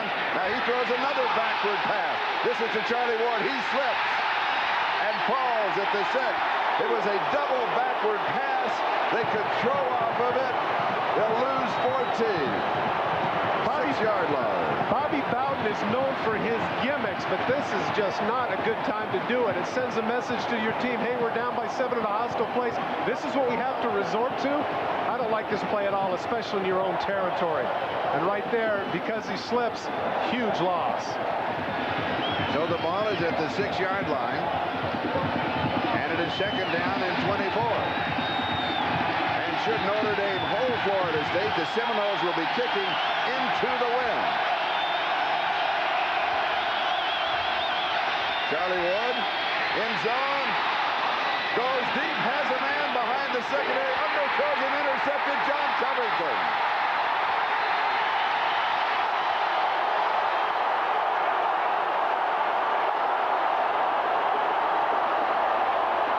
We have a flag down. Some altercations at the end of the play. It was talked about the fact that the wind was going to be a big concern to the passing attack of Charlie Ward, and in this case, that's exactly what it was. He had him open for the touchdown, but he couldn't get him the ball. His first interception in 159 attempts. Here is the report on the flag. Dead ball foul after change of possession against the defense. It'll be 1st down, 15 yards. 15-yard penalty against Florida State. The ball is beaten down by the interception. Here he rolls out. He looks to the outside, but then he comes back to the post. He airs it out, but he throws off the wrong foot. Look at that. Off the right foot, he can't generate any power. Look, Knox is open for the touchdown, but the combination of him throwing off the wrong foot and into the wind enables Covington to make the interception. The interception plus the penalty. Hope's reaction. He's saying no, no, no, and then all of a sudden, yes, yes, yes. Okay, now we'll go back the other direction. Play is over. Charlie Ward comes up.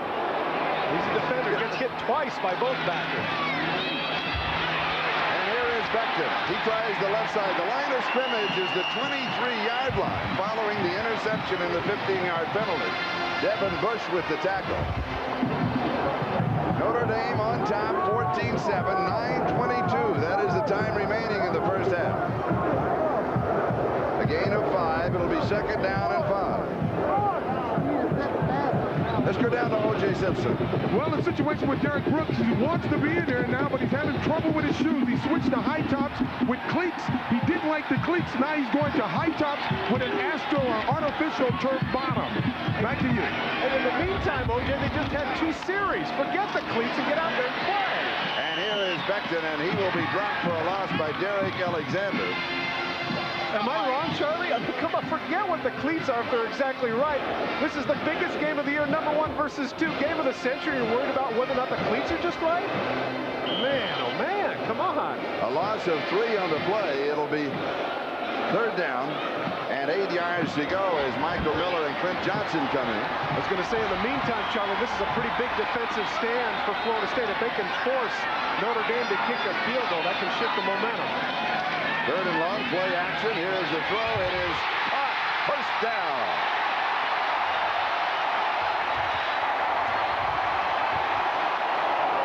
Michael Miller, the junior from Missouri City, Texas.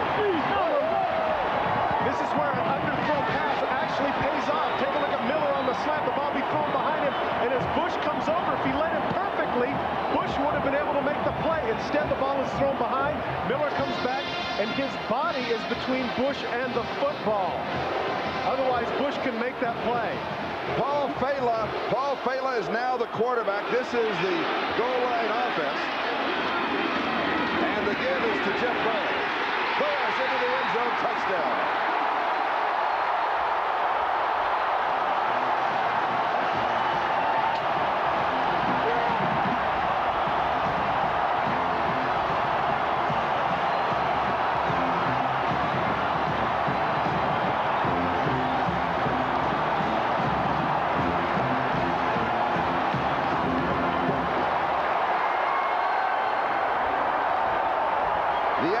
Capitalizing on the interception by John Covington.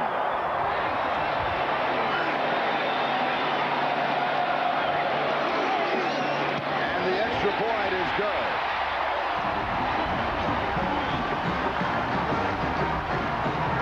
This is atrocious tackling on the part of Florida State. They get it stopped up by Burris. Look at number 10. That's Derek Brooks in on the play. His first play back, and he can't make the play.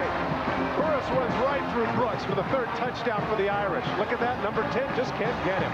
And Notre Dame leads 21-7. All right, this has to be in LA tomorrow. No problem, sir.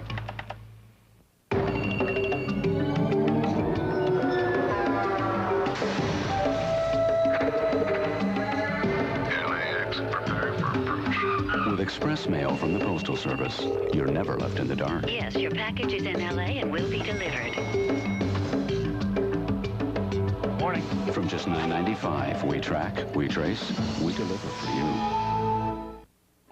Ben and Connie Studebaker look at things differently since they became parents. I'm Roger Cruel. I'm their State Farm agent. Having a family brought a lot of changes in their lives, so we thought it was a good idea to sit down and have a family insurance checkup. We started by adding to their life insurance protection. Then we went over all their family insurance to help make sure their coverage was up to date. After all, you never know what could happen. And like a good neighbor, State Farm is there. Here is the Subaru Legacy L sedan that you can lease for $199 a month. Here is the Subaru Legacy L sedan that you can buy with up to $3,000 in savings. Both come equipped with features like 4-wheel disc brakes, driver's side airbag, air conditioning, and power windows, mirrors, and door locks. So come into a Subaru dealer and test drive a new Legacy, like the one here that you can lease for only $199 a month. Or was that the one you can buy with up to $3,000 in savings? Anyway, you better hurry. This is a limited time offer. With steadfast stares, the people cry, bright future, new world. Time that goes by, the touch, the feel.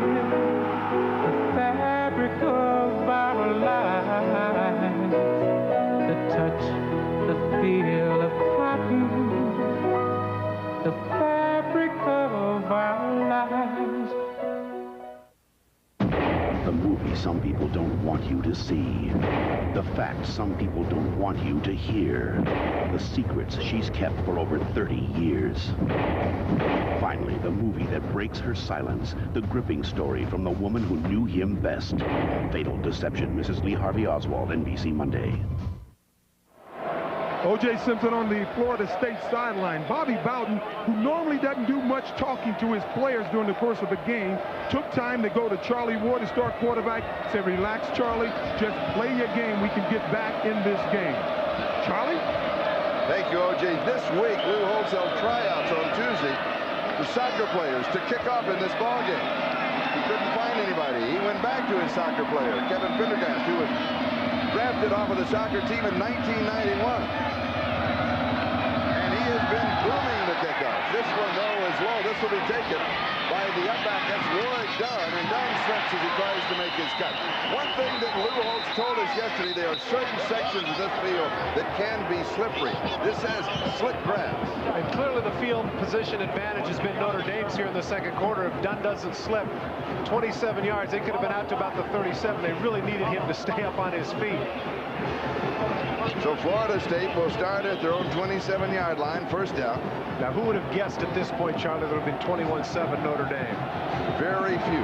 Very few. Including the most stalwart Notre Dame rooters. Well, let's see what the Seminoles can do. They're the #1 team in the country. There's a reason they're #1. And Charlie Ward into the wind. He rolls, sets, he throws into coverage, and it's almost picked off. Jeff Burris almost had his interception. Kez McCorvey is the intended receiver. Burris is able to read his eyes. Once he rolls left, there's only one place he can go. Come back there, he cuts to the corner, and there's Burris. He's able to cut right to the ball, almost gets it. Is Florida State going against what they've done this year? Normally, it is a short, controlled passing game. Trying to get it all back at once. That can be dangerous. And that's a very good point, too, especially when they're going into the wind. They're better off to throw the short and intermediate routes. 6 consecutive incompletions for Charlie Ward. Charlie told us, my job is to spread the ball around, keep all my receivers happy. Right now, none of them are happy. They trail 21-7. Here is the pitch to Sean Jackson. And Brian Hamilton leads the Irish. It'll be third down. We look down at Notre Dame Stadium from the Goodyear Blimp Spirit of Akron. This is the 74th. Can you realize that consecutive year the Goodyear Blimps have been covering America's top sporting events? I know what you're going to say, that I did the first one. I knew it. No. You were thinking it, though. Yeah, that's true. Okay, you got me there. Third down and 12.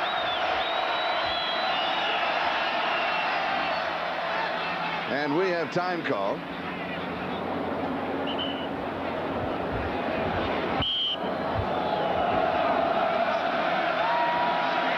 On third down, a high conversion, 57%. Notre Dame, that's low, 38%. Ever since Charlie Ward was sacked on that second series, the Florida State offense has not been the same. Florida State 1 for 3, rolls around and is dropped by Brian Young. Second sack.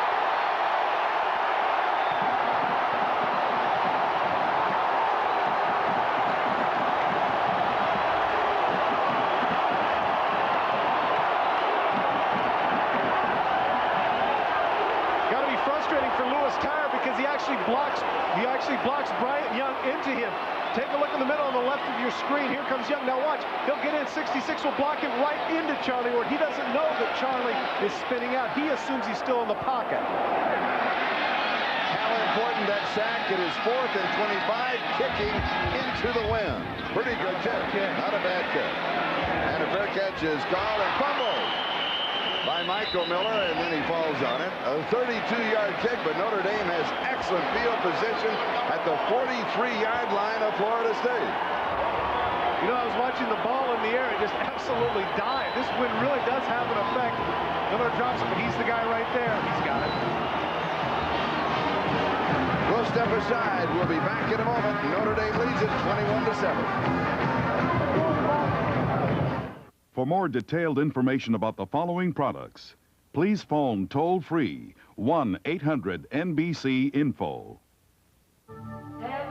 Until now, only one species commanded the water with such speed, agility, and style.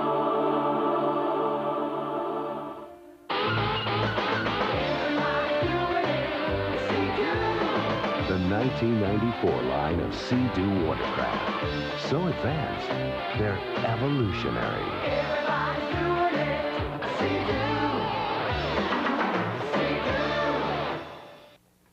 The Braun Oral-B Plaque Remover. It's clinically proven to remove plaque, a major cause of gum disease, which can affect 3 out of 4 adults. Its unique cup-shaped brush oscillates to thoroughly clean between each tooth and below the gum line, leaving teeth so clean, you'll feel the difference. No wonder dentists prefer 2-to-1 over the other leading brand, the Braun Oral-B Plaque Remover. Anyone can see that the new GE Profile Radiant Convection range is easy to clean, but the real technological advantage is what you can't see, so we'll show it to you in a roundabout way. Introducing the first GE range that circulates hot air all around your food, roasting meats up to 30% faster, so they get done to a turn on the outside while staying tender and juicy on the inside. Why does GE offer such an ingenious way to cook? Because we know how much of life revolves around dinner. For more information, please phone 1-800-NBC-INFO. In 1966, the top-ranked Irish took on #2 Michigan State. Coley O'Brien's pass to Bob Gladjo was the only Notre Dame touchdown on the day. They finished a disappointing 10-10 tie. You remember that one? Notre Dame did have the ball on their own 30 with time to run a few plays, but Coach Ara Persiegian elected to fall on the ball, take the tie, and he took a lot of criticism for that decision. The next week, Notre Dame went on to beat SC 51-0. Beckton on the pitch out, and he is hit at the line of scrimmage. No, he's going to lose a yard. From the 43 to the 44, it'll be 2nd down and 11. John Nance with the stop. Remember earlier in the game we talked about the keys to victory and how it appeared that Florida State had gotten off to such a great start. Look at the rushing yards today in college football. A sack goes against your rushing yards. Ward only 1 yards after the reception, you see, and the total rushing yards for Florida State doesn't look like they're going to get 100 yards today. 2nd down and 11. Play action fake. Has a man wide open. It's Lake Dawson, and he drops it. Oh. Interesting though, Charlie, that's the kind of young man he is. He doesn't stay there and pound on the grass or complain about it. He bounces right up, and he hasn't had that many opportunities. He's the leading receiver for the Irish with 19 catches. Clearly there you saw him look upfield. He was running before he had it. And as Lake Dawson told us a couple of weeks ago, he said at Notre Dame, every pass is critical, as is every catch. This is a drop. 3rd down and long. But he won't make excuses. McDougal, 5 of 9, 67 yards.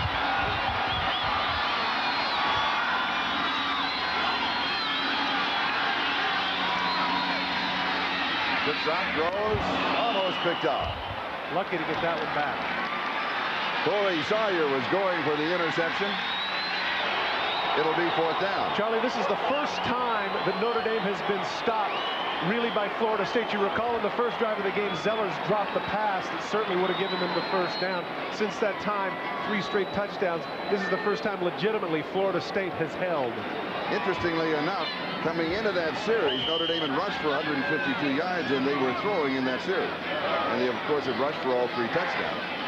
Adrian Jarrell will be kicking to Sawyer. You want to second-guess Holtz after they're up 21-7? No, I just was pointing out a map. Okay. It's called a lower third by the announcer. This has just popped up in the air. Fair catch is called for. And faked, and it goes into the end zone. That was a great fake by Sawyer. That was. Yeah, he moved under it and let it go into the end zone for the touchback. Be sure to stay with us at halftime for the Prudential Update Show. Hannah Stone will bring you up to date the scores and highlights from around the nation. Yes, there are other games going on today. And, of course, Bob Costas will be on hand to talk about the first half and also taking a closer look at Charlie Ward. That's all coming up here at halftime, the Prudential Update Show. This would be a time, Charlie, that I would think that maybe Ward wants to, as well as Bobby Bowden, the offensive brain trust of Florida State, to establish the running game. There's 5 minutes left in the first half. Yeah, you're down by 2 touchdowns, but you have the entire second half to go. Plenty of time to still establish the run. Charlie Ward's last 8 pass attempts, 5 incompletes, 1 interception, 2 sacks. And you're right, he goes to William Floyd, the fullback. Slips a tackle at the 30, then bumped out of bounds, and then across the bench of Notre Dame. Whoa. He'll pick up 18 yards on the play. And he's down. Oh, yeah. Boy, that was awfully close to a late hit. He is down. Ah, nuts. Come on. Watch out, here we go. All right, all right. Hey, I hate to see something like that happen. Give room, guys.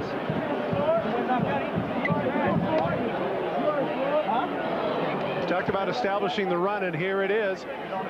Cutting to the outside. Here comes Floyd. Let's see at the end of the play. Bounces to the outside. Is he out of bounds when he gets pushed? No. No. No, he just watches. Continuing. At the end of the play, what happens there is that the sidelines inevitably are much slicker. And look at this. He gets up, gets the cheers from the Notre Dame players as well. Bounces off, hits the back of his head. That's cement right there. That's not sod anymore. Watch at the end of the play. Right there, the little tarp right there, that's very slick. Bounces right there, hits the back of his head right there. That's cement there. That's not turf anymore, and I'm sure he's got a little bit of a headache. Fortunately, he's up and all right. Thank goodness. Justin Goheen making the hit with Travis Davis. The ball is spotted at the 38-yard line. And a first down for Florida State. 4:54. That is the time remaining in the first half. Florida State trailing in the ball game by a score of 21-7. They're down by 14. And here is the give off underneath. This time it's Sean Jackson. Jackson to the 49-yard line. Greg Lane with the tackle, and it'll be back-to-back first downs for Florida State on the ground. Once again, underneath handoff, good fake by Charlie Ward. Of course, because of the number of times they've been throwing early in the game, you've got your linebackers, and their first step is backwards, and that enables them to get another first. Florida State rushes 11, 31 yards, only a 2.8-yard average. Remember, Sean Jackson carries a 7-yard average, and Warwick Dunn carries an 8.2-yard rushing average. 30 of those just came in those last 2 carries. And here is Ward. He fires. Pass is complete. Kevin Knox, ball is loose, and Notre Dame has it.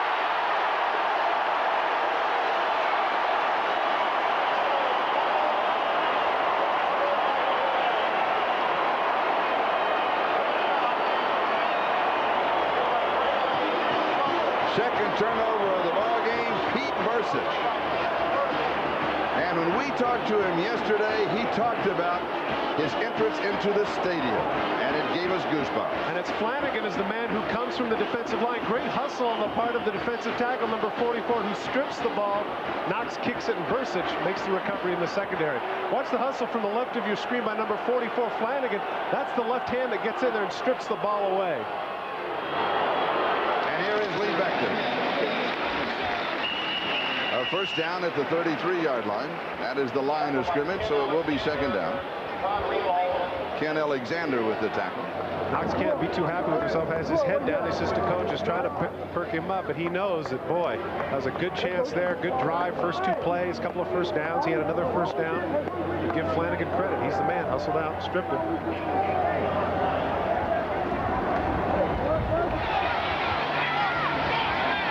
Second down and 6. And here is Beckton, and he is wrapped up. He's going to lose a yard on the play. John Rebold and Ken Alexander were there for the Seminoles.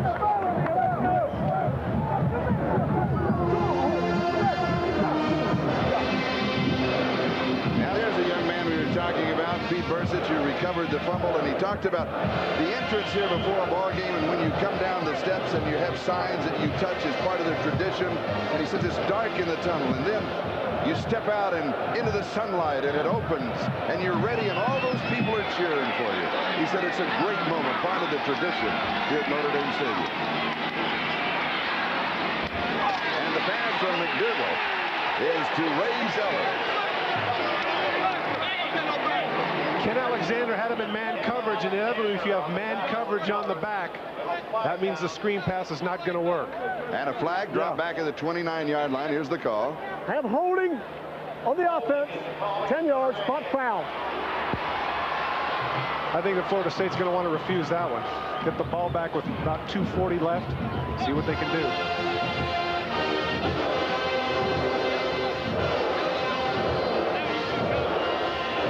(21-7). I certainly would not count out Charlie Ward in Florida State by any stretch of the imagination. Penalty is refused. It is 4th down. Adrian Jarrell will be kicking to Corey Sawyer.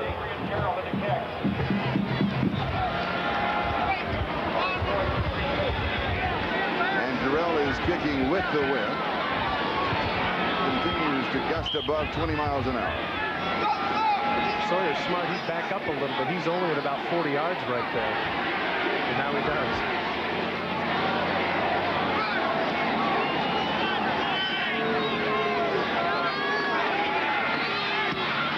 Not that good a kick. Notre Dame bounce. That's a bad decision on the part of Sawyer. It's all well and good to say get out of the way, but he could have come over and made that play and saved him about 12 yards. 46 yards on the kick. Tomorrow, join us for NFL action starting at 12:30 with NFL Live. Jim Lampley, Mike Ditka, O.J. Simpson, and Will McDonough will be on hand. They'll be taking a look at the frustration of Dan Marino and Randall Cunningham. They're both out injured and will be on the sidelines when the Dolphins and the Eagles meet. A game most of you will see at 1 o'clock Eastern time, while others watch the Chiefs and the Raiders at 4, or regional action. Check your local listings for the game in your area. But right now, check out this score. Notre Dame 21, Florida State 7. Number 2 is leading number 1 with 2:25 left to go in the first half.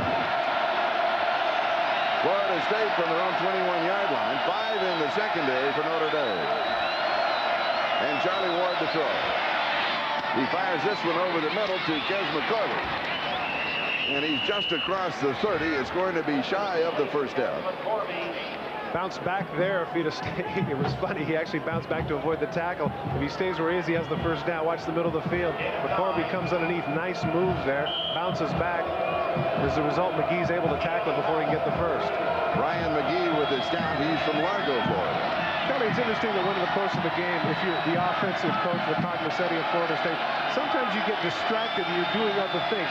This is the kind of thing that they did in the first drive. The short passes underneath. Ward just marched down the field.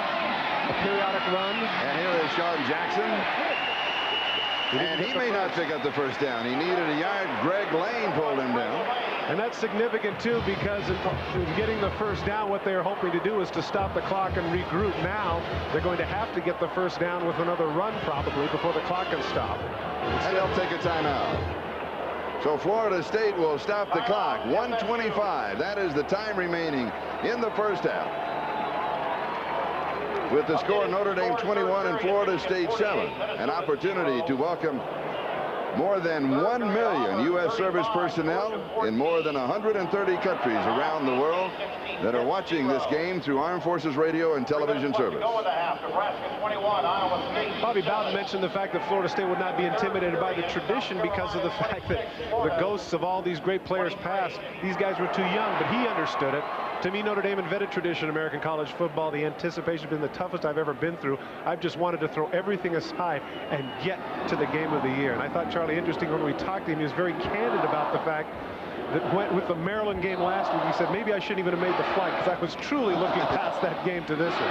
Now, to put tradition in perspective, Florida State's first game was played in 1947. That same year, Notre Dame was winning their 3rd national championship and their 2nd Heisman Trophy. Then again, I find it interesting, the quote that I heard throughout the week by Kes McCorvey when he said, yes, I'm aware of their tradition. I know who Rock Newtony is. Yeah. And everybody busted up laughing. Well, I tell you what, at 21-7 at this point, I bet somebody's explained to him that it's Newt Rockne, partner.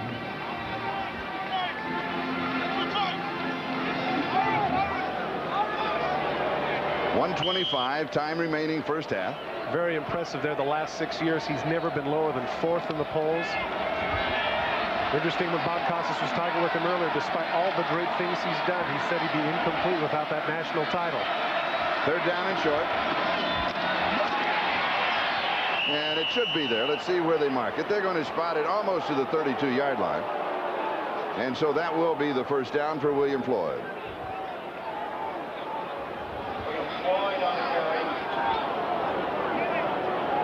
And, of course, in college football, the clock stopped at the first down. Chains are set.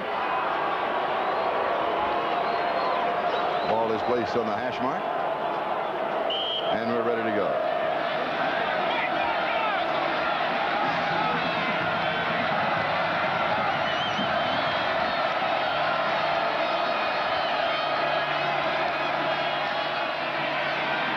Ward throws far side. Pass is complete to Mark Vanover. He did not get outside, so Charlie Ward has to take a timeout. Bobby Taylor had the coverage. Talk about the short passing game. Notre Dame is content to let them do this. Let the people run underneath, make the 6- and 7-yard catches, and come up and make the hits. Vanover open there in the 7-yard area, breaks the tackle, but that's just taking time off the clock. Bobby Taylor content just to wrestle him down, keep him in bounds, and keep the clock running. And Charlie, with the wind in their face, I would guess that Florida State probably has to get to at least the 25 to be in field goal range. And with the way the wind is blowing, I'm not sure that 25 would be close enough.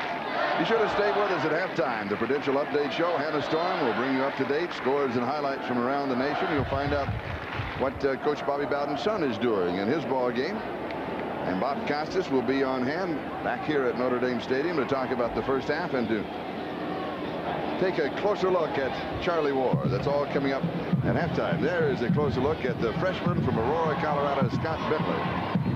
A lot of pressure on him after turning down Notre Dame and going to Florida State. He anticipated coming in here hearing some boos, but nice visit with Orman Tallahassee. Yeah. He said, you know, when I told my story, I thought it was the only kind of recruiting story that went on. He said, I talked to a lot of other freshmen around the country, and they all had similar stories. Well, when you lose somebody, you can't be happy about it.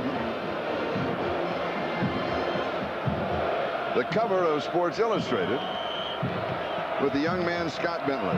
And of course, you know the story. Bobby Bowden said, you come here, you are our kicker. His dad, of course, a graduate of Notre Dame. We had contact before the snap. And I believe it was Brian Young. So that should cost Notre Dame 5 yards. Notre Dame has held Florida State to 39 total yards here in the second quarter.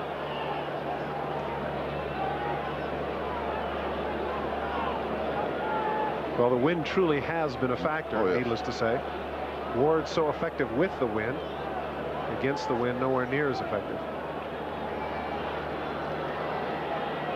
The two head coaches, a study in contrast. No flag, no contact. And Lou's smiling for good reason. He's saying, wait a minute, there has to be. The ball wasn't snapped, the offensive lineman jumped back. Either that or he collided with him. It has to be one or the other. It can't be nothing. And he's right. Big look coming across, jumps across, but he doesn't make any contact. And of course, the ball is snapped. Hey, it had to be something. Can't be nothing. It is now officially nothing. Pass downfield is almost intercepted on the rebound by Jeff Burrows. McCorvey couldn't hold on to it, and neither could Jeff Burrows. Charlie Ward, you can sense a little frustration. Normally very placid and calm. Puts the ball right on the money here. Very catchable. A little behind. McCorvey can't quite come up with it. And Burrows, it surprised him that it hit him right there on the 9. That's not a drop. He didn't anticipate that. Charlie Ward, 11 of 20, 118. A touchdown and an interception. Don't forget that 5 for 5 of that was in the first drive, and since that time, Notre Dame's done an outstanding job defending him. Third down and 4. And Ward goes for it all, and it is incomplete. Vanover, the intended receiver, Bobby Taylor, had the coverage. He ended up out of bounds. It'll be fourth down. 41 seconds left. Notre Dame could have one more opportunity. A block kick. Possibility, big return, another possibility. That throw personifies the frustration of Charlie Ward and Florida State. 3rd and 4 with the short passing game that they have, and he throws a fly pattern. That shows right there that they're frustrated. And what Notre Dame shows here is they do not think that Sean Liss is going to kick. They did not have a return man, and now the Irish take a timeout. Touchdown returns in the Holtz era. That's the last 8 years, including this year's. 11 kickoffs, 9 punts, 11 interceptions, 1 fumble, a total of 32 opponents, a total of 3. Well, what Lou Holtz is thinking about right here, and everybody knows that Bobby Bowden is a gimmick guy. We've seen this early in the game already with the backward pass and the double pass. You're absolutely right. I don't think he believes that he's going to punt. And so rather than, he's going to put his defense is still on the field, and what that defense is called safe. You know what Bobby Bowden is doing here? He told me. I'm making my notes. He said, this is what I do. I'm making my notes right at the end of the half of what I'm going to say to the players at halftime. And he keeps writing. He has a lot to say. Sean Liss is the punter. And it is a kick, and he drives this one into the wind with nobody back, as we mentioned. And it'll be down at about the 16-yard line. So that would tell you right there that Notre Dame is certainly content with their 14-point lead. 45 yards on the kick, and Notre Dame will just run out the clock here at the end of the first half. And Paul Fela is the one who's asked to come out and do that. Isn't that interesting? That is interesting. They go with Paul Fela on the goal line offense. And now they go with him here, figuring short yardage. They're just going to run it out. He may just step back and down the ball. I say interesting because he's cold and he's been on the bench. And sometimes you don't want to have your cold guy come out and have to take a snap. And he comes to the near side, has a blocker in front, and he makes a move, and he comes to the outside. And he could well pick up the first down. 23 seconds still left. And a couple of more moves like that, and Notre Dame's in field goal range. They have the wind in their favor as Charlie Ward looks on. Well, I actually think Lou Holtz would have preferred that he stay in bounds. And Bobby Bowden makes more notes for halftime. 28-yard line. Lou Holtz isn't making any at all. He's got to like the way things have gone in the first half.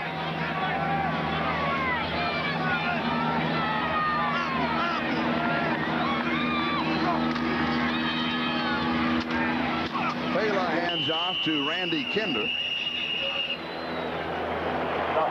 John Nance wraps him up, and that should do it.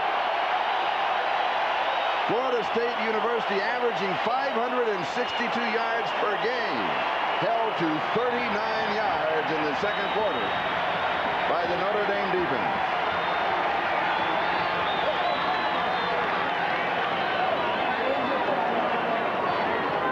It is halftime here at Notre Dame Stadium. Notre Dame leading 21-7. And now let's go to the Prudential Update Show and Hannah Storm. Welcome back to Florida State Notre Dame. Let's go down to O.J. Simpson. I'm here with Coach Bobby Bowden. Bobby, unusual situation, down by 14. What did you say to your team at halftime, and what must you do to get back in this game? Well, I think Notre Dame did exactly what they said they was going to do. They're going to out-tough us, and I thought they out-toughed us the first half physically. We wasn't as physical as we got to be. We won't beat them if we don't get more physically. I've told them, hey, we've been in this before. We were down 21 last year in the fourth quarter. I mean, down 14 in the fourth quarter and came back and won. Now we got a half to come back. And it needs to start with this first drive. We need to do something with this kickoff return and get some momentum back. They've had momentum ever since our first touchdown. Then they got momentum. And I think 2 fumbles is a big difference this half. Well, good luck in the second half. Back up to Charlie Jones. Now, very quickly, let's go down to John Dockery. Thank you, Charlie. Bobby Bowden was just saying that the first half was very physical, and that's where really Notre Dame took control of the game. Well, I tell you, they're a great football team. This thing's a long ways from over. We got to play 60 minutes. Coach, was the plan to throw more than people expected? Well, we felt we had to mix it up. They're awfully good. Why did your defense play so well, and why were you able to contain them? Well, we're a pretty decent defense football team, but we'll talk about it after we play it for 60 minutes. Last one, the win, second half. How does it affect your game plan? We can't change, and we have to play one way with the win, one way against it. Thank you, Coach. Thank Good you. luck. Charlie. And he did, of course, talk about the defense. And in the first half, Florida State had 89 yards in their first drive. After that first drive, Notre Dame's defense held them to 62 yards. 62 yards since the first drive. And in all of the hype and everything that everybody talked about, power versus speed and Charlie Ward and all of the great players, and nobody talked about Notre Dame's defense, and they have dominated the ballgame. Let's also mention that those 62 yards are in 6 drives, so they've done an outstanding job. They've contained Charlie Ward. Rick Minter has made all the right substitutions, and those nickel backs for Notre Dame have been playing exceptionally. Right now, let's take a look at the halftime statistics brought to you by the U.S. Postal Service. Well, the thing that stands out, of course, is the rushing yards and those 2 big turnovers by Florida State. Those led to scores. Time of possession insignificant. Once again, Florida State has plenty of time to establish the run if they care to, but maybe they feel a sense of expediency and urgency starting the second half. A special award given at halftime here at Notre Dame Stadium is the Spirit of Notre Dame Award. It is awarded to Aaron Taylor. We mentioned this young man. He will be 21 years of age tomorrow. He comes from an outstanding family. This is his mother, Marty Taylor. She is here. She accepts the award.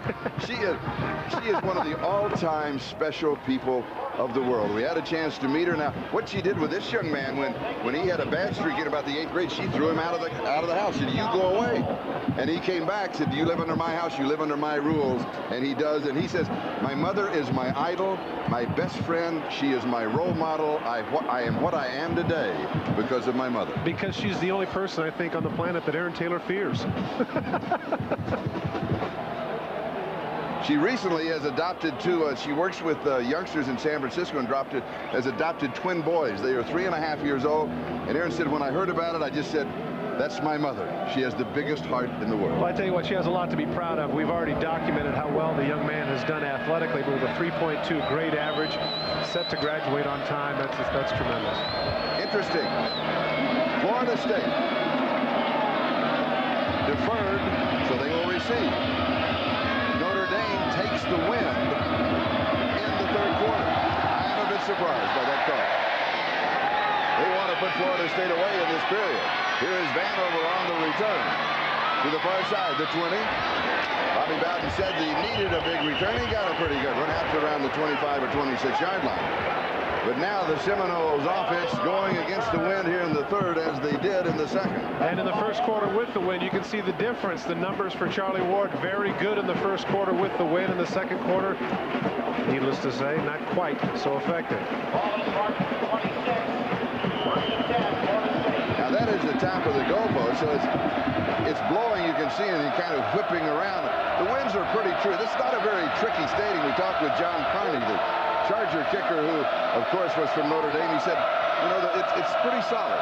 Pretty solid. Says the grass sometimes is long, but you don't have to worry about tricky weather. And here is the direct snap to Sean Jackson. And he's going to pick up about 3 yards on the play. Jim Flanagan makes the tackle. That, by the way, the first time that Sean Jackson has run that particular play this year, because in the past when the Seminoles have run it, Warwick Dunn, the freshman, has been in at that spot. Interesting that you'd even mention that. That's a name that we have called hardly at all today, is Warwick Dunn, somebody who coming into this game had over 8 yards per carry. He has been a definite non-factor today for the Seminoles. Jackson, 5 rushes, 15 yards. William Floyd is the fullback. Jackson carries behind the block to the 32-yard line. Gain of a couple, it'll be 3rd down and 5. What we're seeing here, I believe, is what Bobby Bowden said. They out-toughed us in the first half. We have to get tough with them. You get tough with your running attack. Well, that's true, but again, you know, you wonder if the front line for Florida State is going to be able to do that. There's Rick Minter, who up to this point has made all the right moves as defensive coordinator for Notre Dame. See, sometimes, Charlie, you get in a rhythm, and right now the offensive linemen for Florida State are in a pass block rhythm. 3rd down.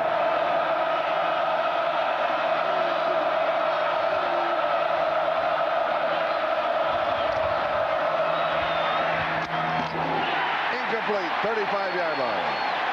Kevin Knox, intended receiver, and Greg Lane, bad ankle and all, had the coverage. It'll be 4th down. Bad pass route by Knox, too. Even if he comes up with the ball, he's a little bit short. You got to figure third and 4. You've got to be able to get beyond the sticks. So Sean Liss will be kicking into the wind. Michael Miller is the return man for Notre Dame. He's at the 40-yard line of the Irish.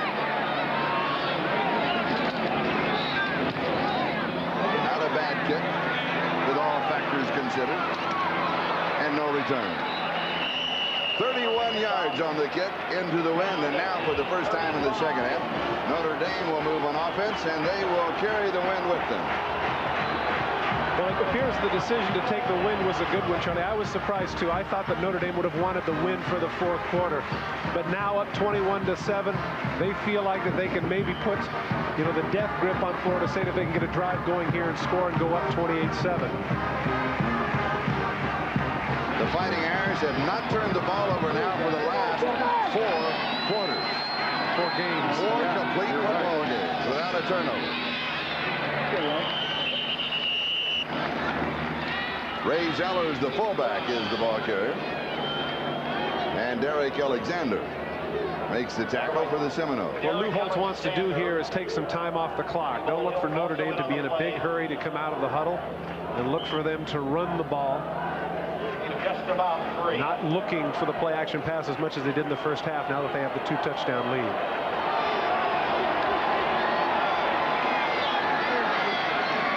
Second down and 7.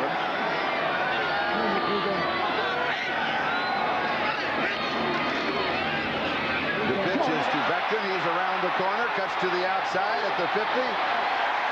Close to the 45-yard line of Florida State. Ken Alexander stops him after a gain of 14.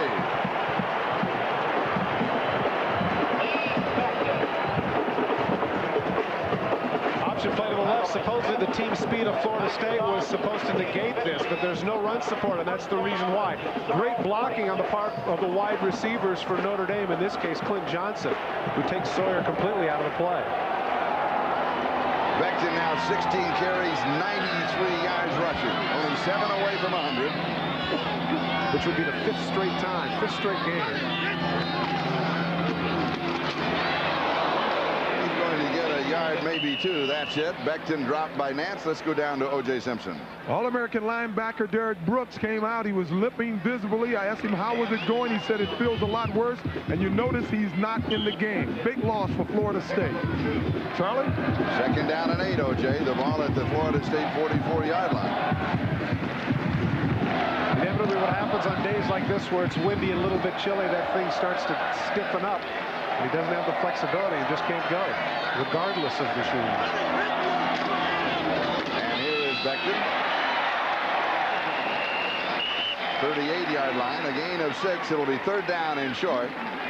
Todd Rebold and Eric Smith make the tackle as we'll take a look at the blocking that offensive line of Notre Dame.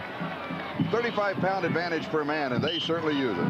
It's just not the size, though. Their techniques are good. Look at Oscar McBride downfield once again, sliding to the linebacker, making the plays. And Becton now right at 100 yards with 18 carries. It's a 5th straight game he's done that.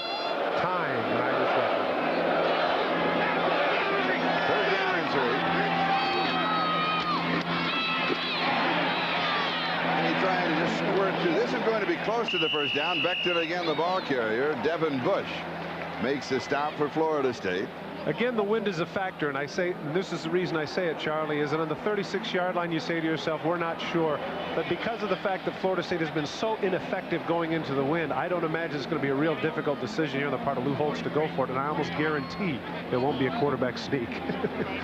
No, we saw that attempt in the first half. It was unsuccessful. So the change will come out. I think one of the things that we're seeing, you can go back to a quote of Lou Holtz when he said earlier in the week, we didn't win the lottery. Here's the first down. We got here because we're a good football team. We are 9-0. Well, I think the reason is because of the fact that they don't have a lot of high-profile players. I addressed the point to someone on a radio show. I said, do me a favor, quick, name 5 players on the Notre Dame team. And, you know, because last year they had so many high-profile people like Bettis and Brooks and Meyer, it was easy to remember that team. Now they have just a great team. Not a lot of individuals that stand out. First down, play action, throw, incomplete. That is the first pass of this drive. It was intended for Derek Mays. It'll be 2nd down and 10. The ball at the 36-yard line of Florida State. McDougal not happy with himself. 6 for 12 for 64 yards. You say, that's not that big a deal, but the catches and the plays have been big plays when they've thrown the ball. Something that Lou Holtz stressed is the fact that even though it's not big numbers, they come at crucial times. Kevin McDougal, ironically, from Pompano Beach, Florida. He said, I wanted to go to school out of state. He said, if I went to school in Florida, I'm an only child. Mom would have been there every day. Here is Beckton. Beckton to the 30-yard line. Gain of 6. Todd Rebold and John Nance with the stop. And it was interesting that when you said that, looked over his shoulder to his dad, and his dad was in the room. His dad goes, yeah, that's right. He nodded. Yeah, he would have been there. That's true. 3rd down and 4. The ball at the 30-yard line.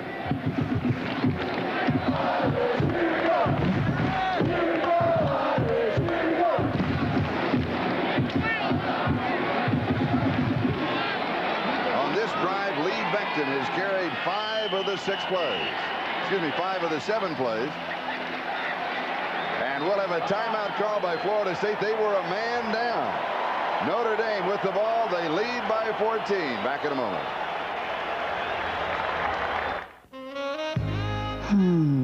I wonder what the warranty covers.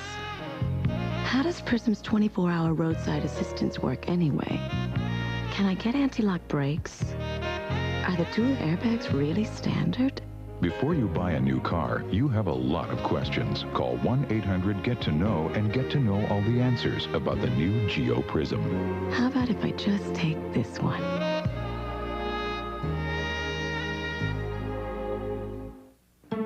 You need 2 hands to count all the special rates and discounts on Allstate car insurance.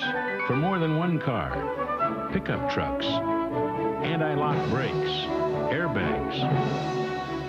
Good drivers, excellent drivers with Allstate home insurance. And retired drivers over 55. Just pick up a phone and call an Allstate agent for details. For lots of ways to save, you're in good hands with Allstate.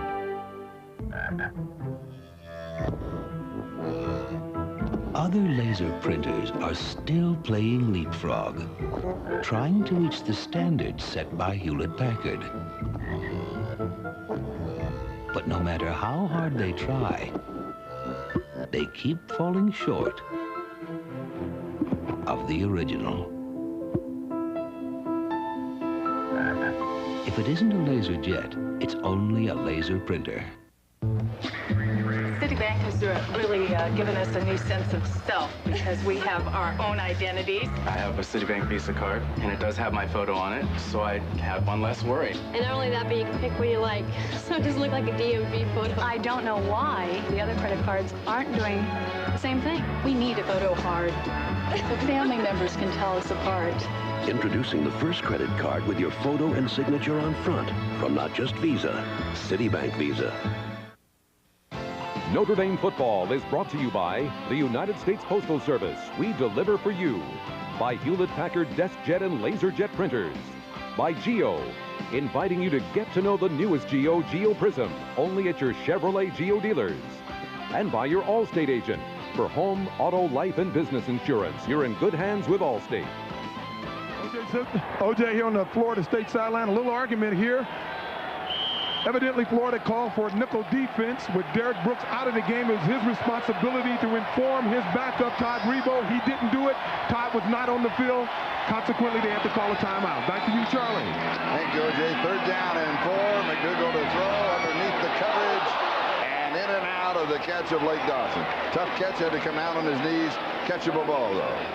McKnight was there for the Seminoles. He's the first guy that'll tell you that he could have caught it. Comes down on the knees. The ball's right there. He gets his hands underneath it, but it ricochets, as you see, off his shoulder pad. Can't come up with it. So it is 4th down and a field goal attempt by Kevin Pendergast. 47-yard field goal attempt. 47-yard field goal attempt.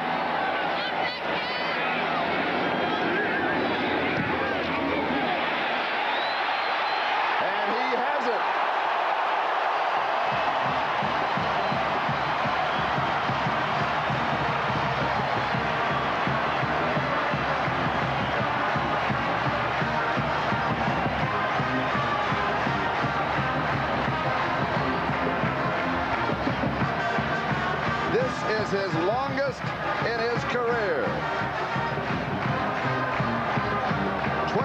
Notre Dame. Okay, guys. Hey, Kristen, do you remember where we parked the van? There's only one minivan with a remote control sliding door, built-in child seats, anti-lock brakes, and driver's side airbag. Chevy Lumina takes good care of your family. It even has composite body panels to take care of itself. Lumina. It looks different because it is different. Happy birthday, Cousin Dave! What's this? We're here for your birthday party! That's next week. Oh, Ed. Does that mean there's no food? There's a Wendy's nearby. Now you're talking! Everything on Wendy's Super Value menu is 99 cents each. Freshly made salads, hamburgers hot off the grill, chili, delicious food you can only get here. Plus, for $1.99, get a hamburger kids meal. Happy birthday! Look, we're twins! Great. Wendy's, you don't pay more, you just get more. With wrinkled brows, the old have seen deep sorrow, great joy. What does it mean?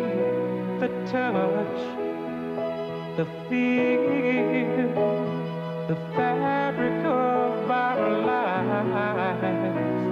The touch, the feel of cotton, the fabric of our lives.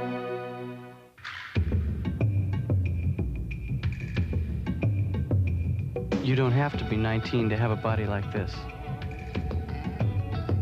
You don't have to work out 8 hours a day. You don't have to be narcissistic or shallow.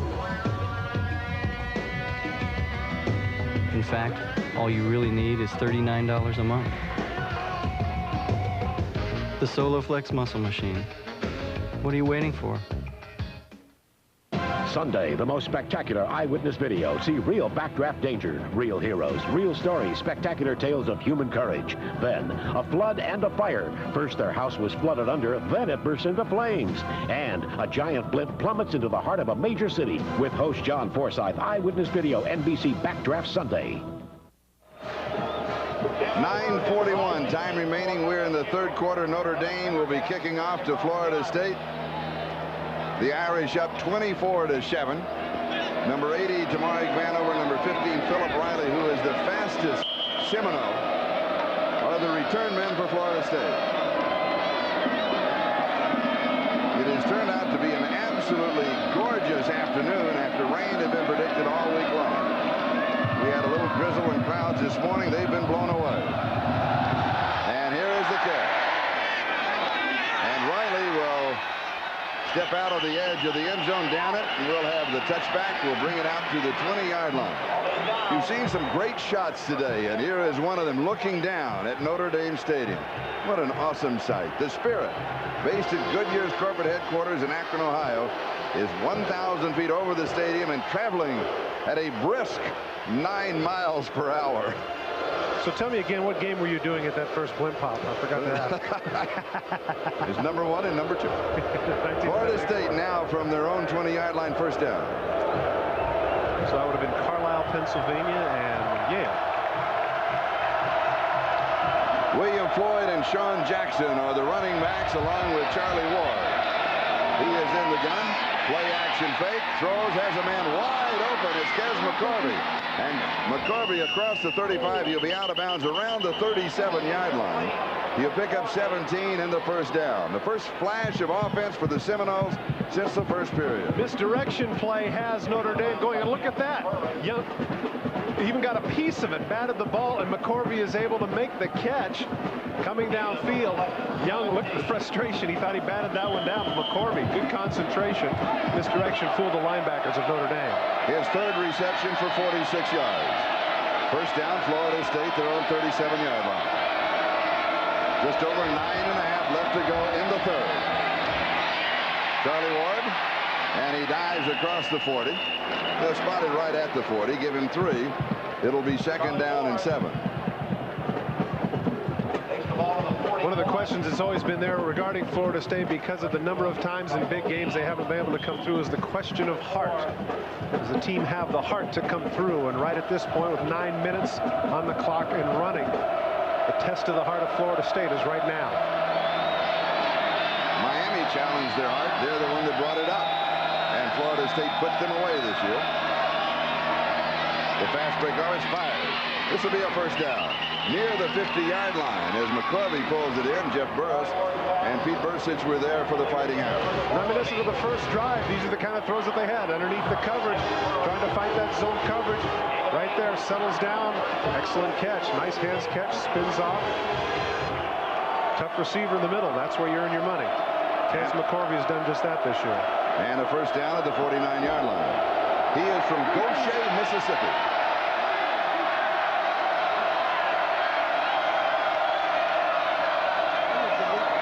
Inside handoff is to William Floyd.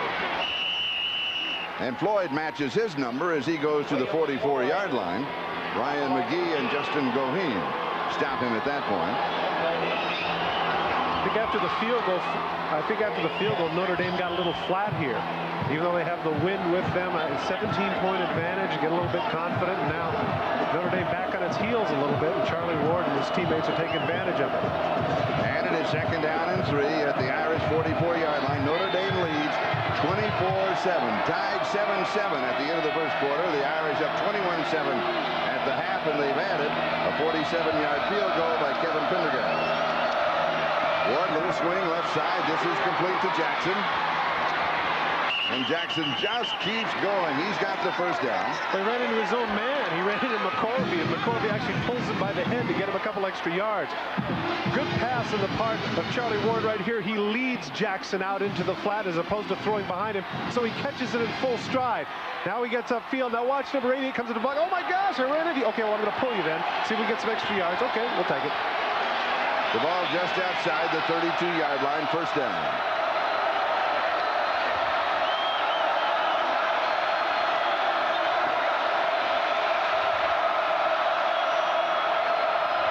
And now they'll move to the I with Charlie Ward up under center. Defense adjusts. Play action fake. Ward in trouble, comes back, completes the pass. And he goes to Sean Jackson, and there's nothing there. But Brian Young was chasing down Charlie Ward everywhere that he went. There was Brian Young. That's not all that easy. Brian 6'3", 277. Charlie Ward does a good job of avoiding him. Nice play fake there, and you're right, Young right in his face. But here at the end of the play, he makes something happen. If Jackson just turns around and goes, he might do something. But instead, he makes one too many moves and falls on his butt. Right here, if he just turns and goes instead. But the grass. Yep. Letterman mentioned the slick grass that Lou Holtz told us about. He said, well, the spot is on that far sideline between the 30s. And he got caught in that Bermuda Triangle of slick grass. Second down and 13. Charlie Ward, he's going to run with it.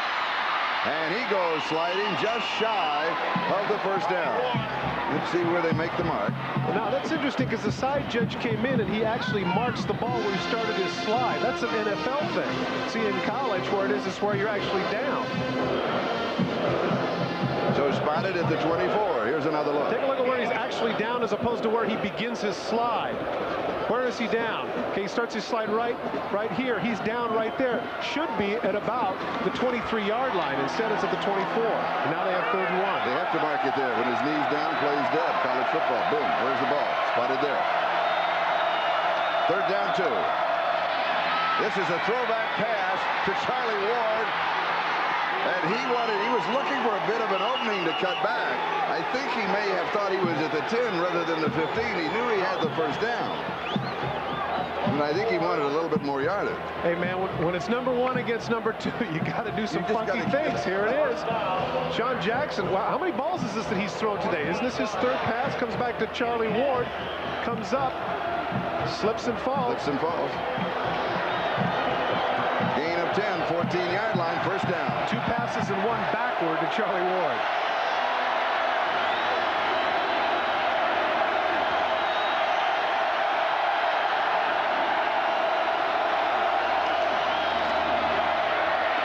He has a screen set far side, and sliding was William Floyd. And all of a sudden, the slick grass here at Notre Dame Stadium becoming a factor. Well, it's just as well that it went through his hands, because even if he catches it, he gets tackled for the loss. Trying to set up the screen, Notre Dame wasn't fooled.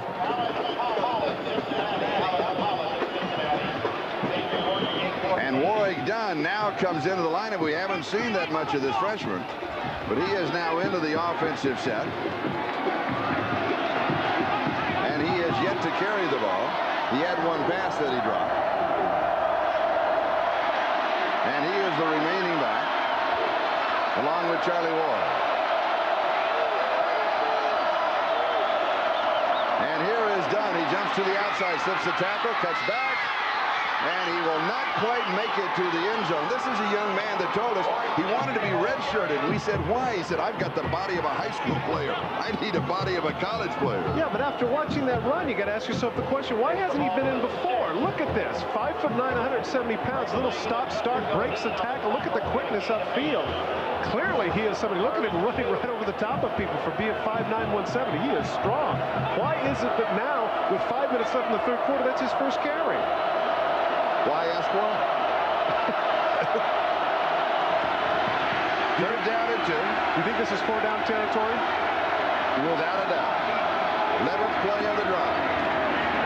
And here's a little swing left side. Here is Dunn again. He dives for it, and he's got it. Touchdown, Florida State. I'm going to say it again. I don't know why they haven't gotten this guy the ball sooner.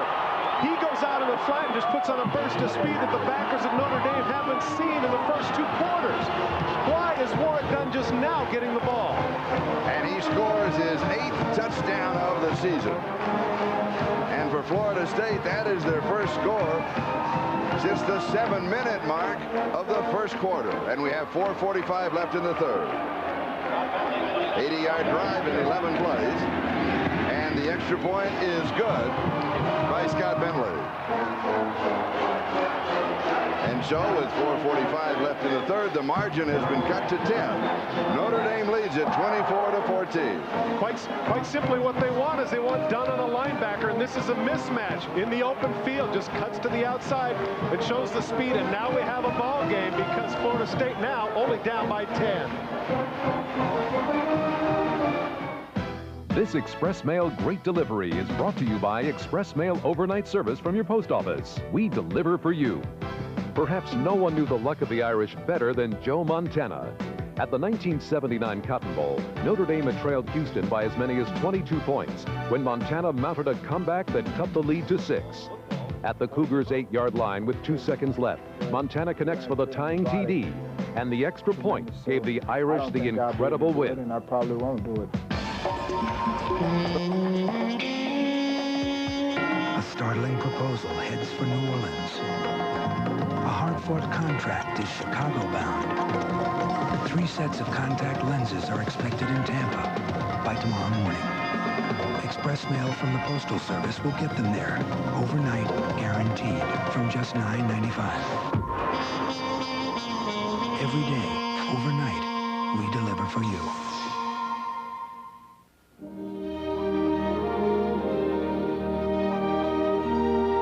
It was over 100 years ago that a small group of men had an idea to combine the new technology of GE electric lighting with football, the first night football game.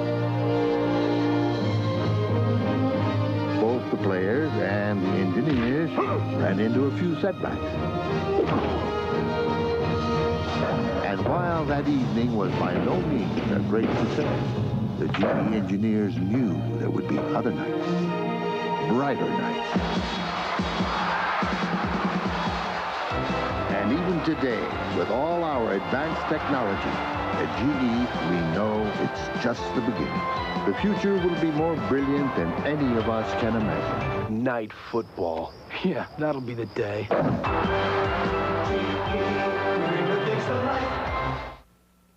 Sunday, Don Shula tries to become the NFL's all-time winningest coach when he leads the Miami Dolphins against the Philadelphia Eagles. The NFL on NBC, Sunday. 4:45 left to go. We're in the third quarter. Florida State trailing now by 10. Lonnie Johnson will hold the ball for Scott Bentley because of the win. And here is the kickoff going to the far side, and then stumbling with the ball is Ray Zeller. Now Now let's go back to the touchdown.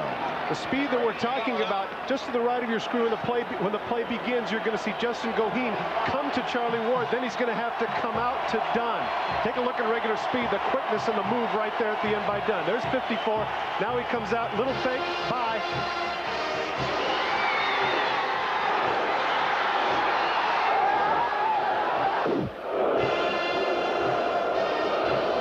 The ball just shy of the 25-yard line. Notre Dame a first down. McDougal to throw, has pressure, steps away. Now he is hit, and he is sacked. First guy to hit him. How ironic. The first guy to hit him is number 10, Derek Brooks. Here we've been talking about the fact that this guy is hurt, and he doesn't come out. He's been favoring the ankle. What does he do? Biggest play of the game thus far defensively. Look at Derek Brooks. He gets past. He's the one that forces McDougal out, and here comes Roberson from the side. Notre Dame very fortunate there that McDougal didn't fumble. Counting the sack in, McDougal now is 1 for his last 6 attempts. You can see him limping on that leg. It's killing him, but finally just said, forget it. I got to play. I got to do it. Second and 18. Straight shot up the middle. Zeller's a fullback. Nothing is there. Boy, oh boy, what a hit. Maybe a yard spotted at the 17. It'll be third down. That was Alonzo Horner on the hit inside. He was the one, if you recall, earlier in the game was the man that made the stop on 4th down on the quarterback sneak. Take a look at number 40. Pow, head on. Right in there, right on Zellers. Big third down play now for the Irish.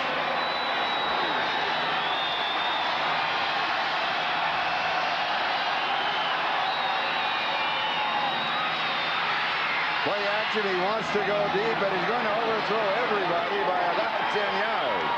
Michael Miller, the intended receiver, he picked up double coverage along the way. Florida State holds. Notre Dame will be kicking, albeit with the wind. And clearly, even with the wind may not have shifted as yet, but the momentum clearly has. Now, Adrian Jarrell is the punter. It used to be Rob Leonard. He was hurt in the pit game. He didn't punt in the pit game. Somebody jumped on his foot during a celebration. Ryan Ford kicked in the Southern California game. He didn't do all that well. Jarrell is the only punter that Lou Holtz says has been able to kick it over 20 yards during practice this week. And unlike last time, Corey Sawyer needs to make the catch. He can't let it pass. What a carry! Oh! Jarrell comes through back at the 25-yard line. Oh, that's flag is down. Just terrible. 42-yard line marker dropped at the 30. A 58-yard kick for Adrian Jarrell. James Colsey absolutely clipped. Absolutely clipped. This is going to go back. Big, big break for Notre Dame. Flag was dropped right at the 30-yard line. Bobby Taylor is the sprinter for Notre Dame on the left. He comes down, gets hammered in the back by Colsey. We have a block in the back by the receiving team after change of possession. That'll be a 10-yard penalty from the spot of the foul. First down. So not only then is it a 55-yard punt. Take a look at the 10-yard advantage. Right here at the bottom of your screen, Bobby Taylor is there. He's the one that's going to get clipped. Right there running on the numbers. There it is. There's the block. Right in the middle of the back. And we'll step aside for a moment. Don't go away. It's number 1 and number 2.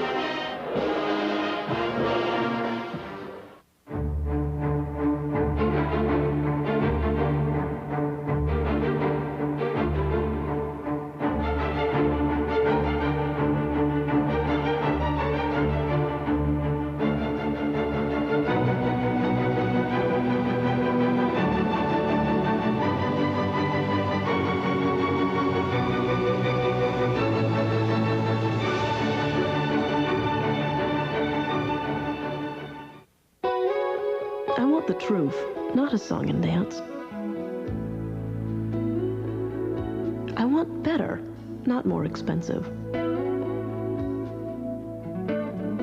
I want a car I can afford and like. Hey, I just want my money's worth. Okay, actually, I want more than my money's worth.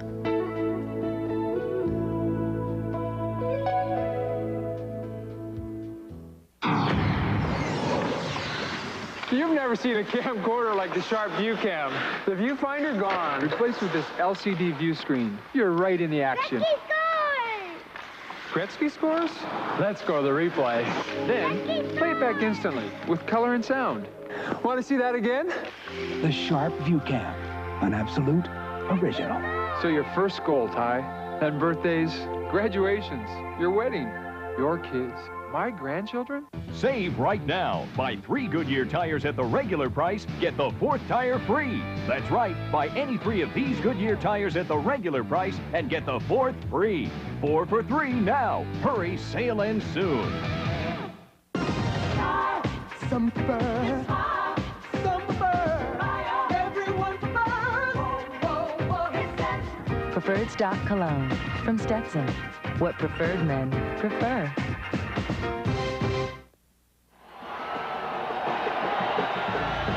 (1968) was the last time the Irish played a 1 versus 2 matchup here at South Bend.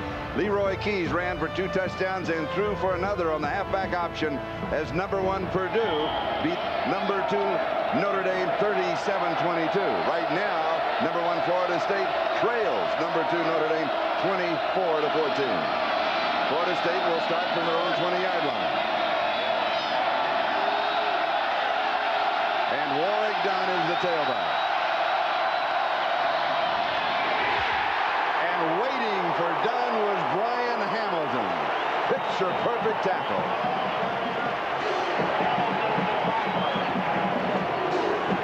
Charlie Ward, clearly this was an auto, but somebody must have missed it. Coming off right there, Forrest Connolly doesn't get to his man, and inside rush by Hamilton is the one that makes the play. Dunn doesn't have any chance. Loss of 4, 2nd and 14. Charlie, the combination of that punt and penalty, 62 yards. Big change in field position. Big advantage for Notre Dame. Good protection for Charlie Ward. Slips and slides. Now he throws incomplete. He was going to Matt Fryer, and he was decked by Greg Lane. It'll be 3rd and 14. This is when he's dangerous, when he rolls out, and that enables some receivers to get free. But watch the hit that Lane puts on it. Throws a little bit behind. And Charlie Ward even acknowledged the fact that it was my fault, but give Lane credit. He comes up and puts the hit on it. On the touchdown drive, Ward was 6 of 7 for 50 yards. He carried twice for 15. But now he faces 3rd and 14, trying to crank up another drive here in the second half. And remember, 3rd down, they'll be kicking into this 20-mile-an-hour wind. We'll have a timeout. Florida State takes their 2nd timeout of the second half. The noise a factor. Remember, we mentioned earlier they were this season flashing the signs in with crossed arms and signals, and Bobby Bowden told us, said, well, we figured everybody's looked at it. They picked a lot of it up, so they're going to do it all by shouting. You know, pass it on, word of mouth, and with the crowd here, perhaps that becomes a problem. No, I think the problem was is that they didn't have a 3rd and 14 play. I mean, that's not one that's that easy, man. I'll tell you what's easy. Let's go down to John Dockery. That's easy for us to say. Yeah, Charlie, Todd is right on the pulse of this game, because defensive line coach Mike Turgeback said the exact same thing, that they have to watch out for number 28, Warwick Dunn. He's a man that can make things happen. He was talking to his defensive lineman, Bryant Young, Jim Flanagan, Brian Hamilton and company, saying, look, you got to spy him, you got to shadow him. When he gets the ball, we got to contain Warwick Dunn. So, Todd, you're on the button. Back to you guys. When we talked with Warwick Dunn in Tallahassee, I noticed he was wearing a Snoopy watch, and I said, why the Snoopy watch? He said, everybody else has a Mickey Mouse watch. I want to be different. Well, the Seminoles did Mike Turgeback and company a favor by not playing Dunn in the first half. He has a couple of carries and 4 yards rushing, 1 reception for 6 yards. That quick burst and the touchdown.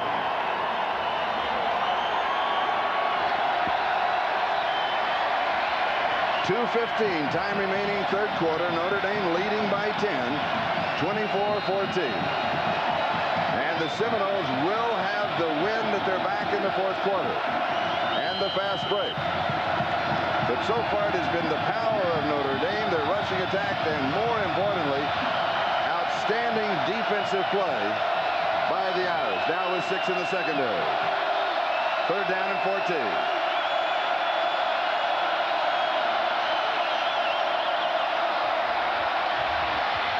A screen far side. It is done. He needs another 5. He's going to come up short. He'll pick up about 9 yards on the play. And Brian McGee stopped him at the 25.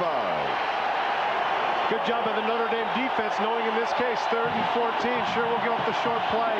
Actually, a pretty good call on the part of Bobby Bowden, the offensive people there for Florida State, because at least in this case, they picked up 9 yards in field position, give Liss a little more room to punt. 4th down and 5.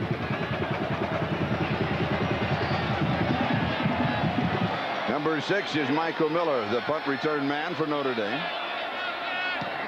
And a good into the wind. Wow. Fair catch. Taken at the 34-yard line. 41 yards into the wind. Now, why a fair catch in that situation when you know you've got the wind going your way? You've got to catch the ball and run.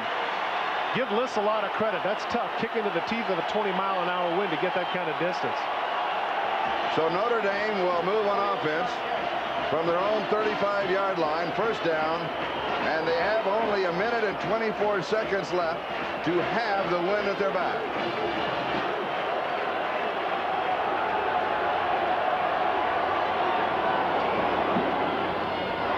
And here is Becton, and he slips down. He tried to make his cut to the outside.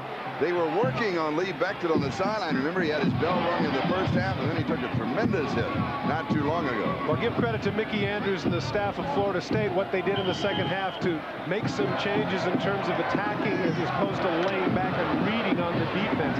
Now you've got people going forward and attacking some of the gaps, and that's creating some of the problems that Notre Dame has had in the running game the last 2 series. 2nd down and 12.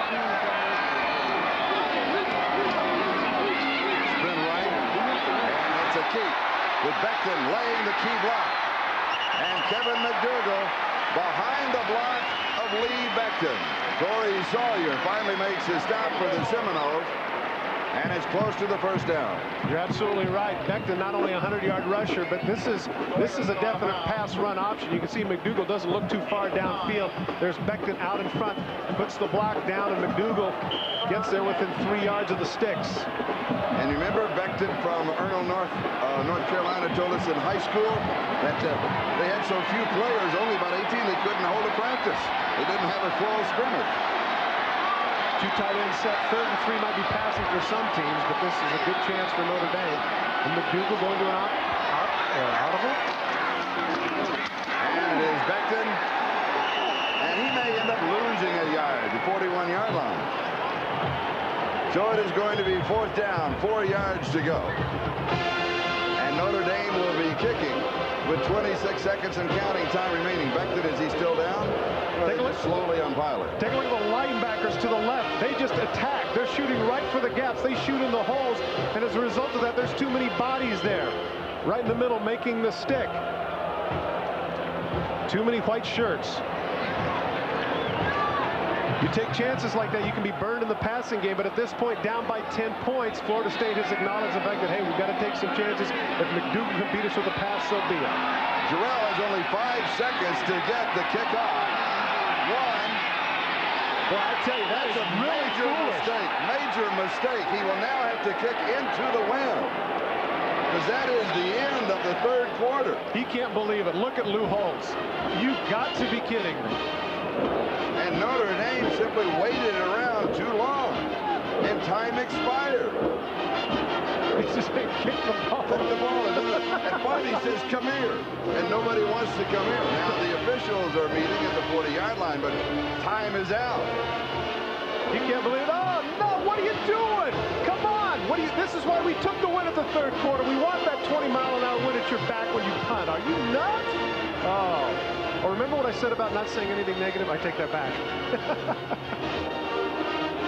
After 3, Notre Dame leads by 10. We'll be back after these messages from your local station.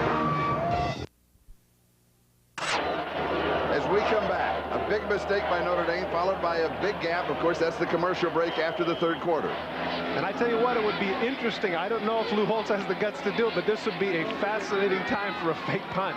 Jeff Burris is the up back.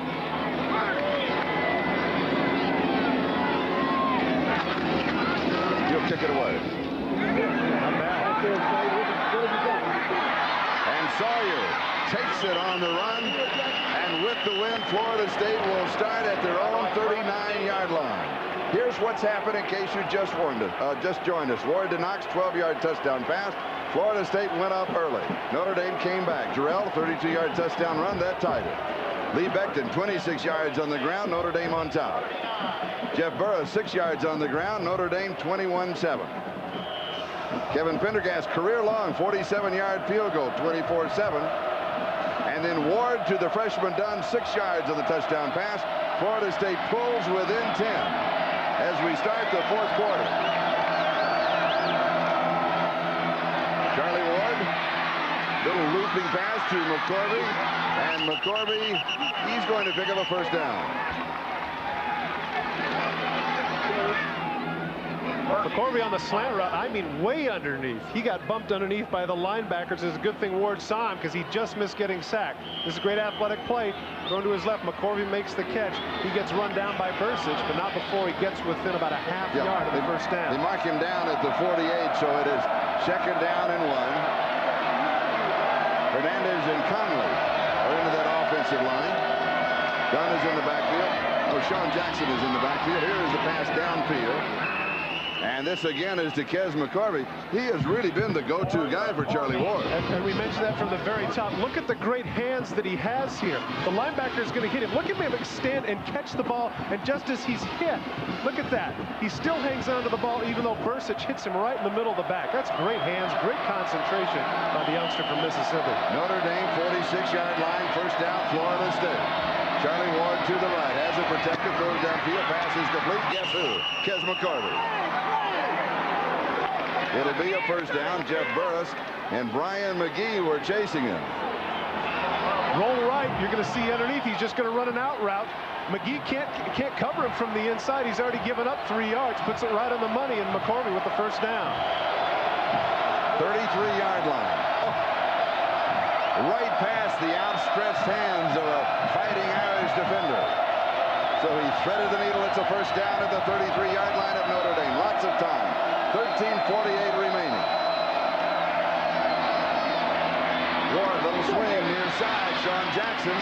Jackson just plows ahead near the 25-yard line. He's going to be a couple of yards short of the first down. Brian McGee and Bobby Taylor make the tackle. And what Sean Jackson did that was smart right there is that instead of trying to make moves and slip on the grass, he just lowered his shoulder, broke a tackle, got a couple extra yards that he wouldn't have had if he was trying to juke and jive. Second down and 3, and Warwick Dunn is in the ballgame. Dunn comes in, Jackson comes out.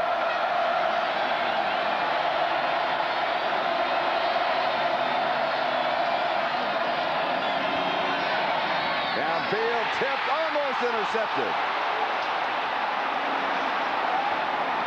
McCorvey, the intended receiver, and Burris, Now he's got to be frustrated because this is at least the third or maybe even the fourth time he's had a chance at an interception. Ball is really whistled in there. Comes off the hands. Now watch. Burris is going to have plenty of time to come up and see it. Look, the ball comes off his hands. Tipped right there. Oh, no, no. Just off the tackified gloves. Hey, maybe if he's barehanded, he catches it. Another note is that when Dunn went in motion, Thomas Knight went out of the flat with him, taking that route away. I think they'd be wise here to go with the rollout. Give Charlie Ward the option to run or throw. Dunn's in motion, third down and 3. Over the middle, all alone is McCorvey. He found the dead spot in the zone 15-yard line. Jeff Burris makes a tackle. First down, Seminole. What happens here is the crossing routes are going to come underneath, and as a result of that, the crossing routes come underneath, and McCorvey finds the dead spot in the zone. The linebackers pick up on the crossing route. Watch in the middle is McCorvey wide open. Look at all the grass right here that enabled McCorvey to get the catch. Good job by Ward to pick up his second receiver. His 8th reception for 92 yards. Here's the split out. This side pass is thrown. Is it complete? Yes. He slipped and fell and came up to Mark Vanover. A sliding reception at around the 7-yard line. He came back on the comeback, right, and his feet came out from under him, but he was still able to catch the ball. Take a look. Watch at the end of the play. Watch number 80. Watch his feet come up. Whoops, I fell down, but oh, I still caught it. Amazing. Hits him right under the chin. Nice catch by number 80, Vanover. Second down and 3. This is the time here once again to get Dunn the ball on the outside. Have your people cut to the outside. Give Dunn a chance to go one-on-one with the linebacker like he did last series. Direct snap to Dunn. They were waiting for it. That's the second time we've seen the play in the ballgame. The first time we saw it was to Sean Jackson, first time that he has run it this year. And that time it only went for 3 yards. I know that they don't like to huddle, but this really would be a big time to huddle up and say, hey, look, let's be sure of this play. That was a big loss there because now at 3rd and 7, running out of field to play with, this is a crucial call. Once again, Jim Flanagan having an outstanding game for the Irish in on a number of big plays. Remember, he was the one that stripped the ball from Knox at the end of the first half. 3rd down and 7, a loss of 4 on the play. Ward better hurry. Over the middle, pulled down, but the 7-yard line. It is Vanover again who makes the reception. Now here's an interesting point. I'll be interested to see what Bobby Bowden wants to do. Clearly they're down by 10. They're going to go for the field goal. And here is Scott Bentley. The youngster featured in Sports Illustrated. By now, I think everybody knows that story. He has one attempt wide right from 54 yards away. Let me say here, Charlie, even if he does make the field goal, Notre Dame made somewhat of a stand. The momentum clearly had shifted to Florida State. 24 yards away, and it is good. So Scott Bentley hits from 24 yards out, and Florida State has 3 more. They fall within a touchdown and an extra point with 10:40 left to go in the ball game. It wasn't pretty, but it was good. And we'll be back with the kickoff in just a moment. You don't want to miss this one. Hold on. I don't know. Just overnight the package. Yeah, sure. Overnighted. Might as well overnight it. Overnight this. Overnight that. Overnight. Overnight. Sometimes overnight is overkill. So kick the habit with Priority Mail from the Postal Service. It's not overnight, but it's fast delivery, special handling, and 2 pounds is only $2.90. Good morning. Thanks. When overnight is overdoing it, remember, we deliver for you. Call and we'll start today. When most manufacturers develop a new truck, they start with a model. Good idea. Here's ours. Introducing the first and only family of trucks designed from the inside out. A design that starts with you and has become the all-new Chevy S-Series. Everything else is history.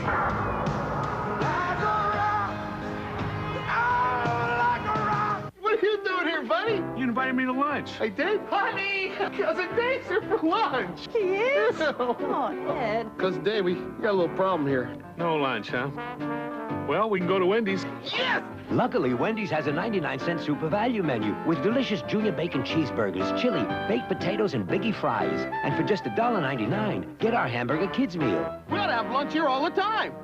We do. We do. Wendy's, you don't pay more, you just get more. Oh, Mr. Energizer Bunny, out for a stroll.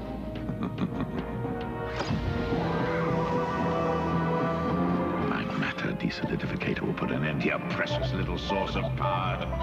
Your hippity-hoppity days are over.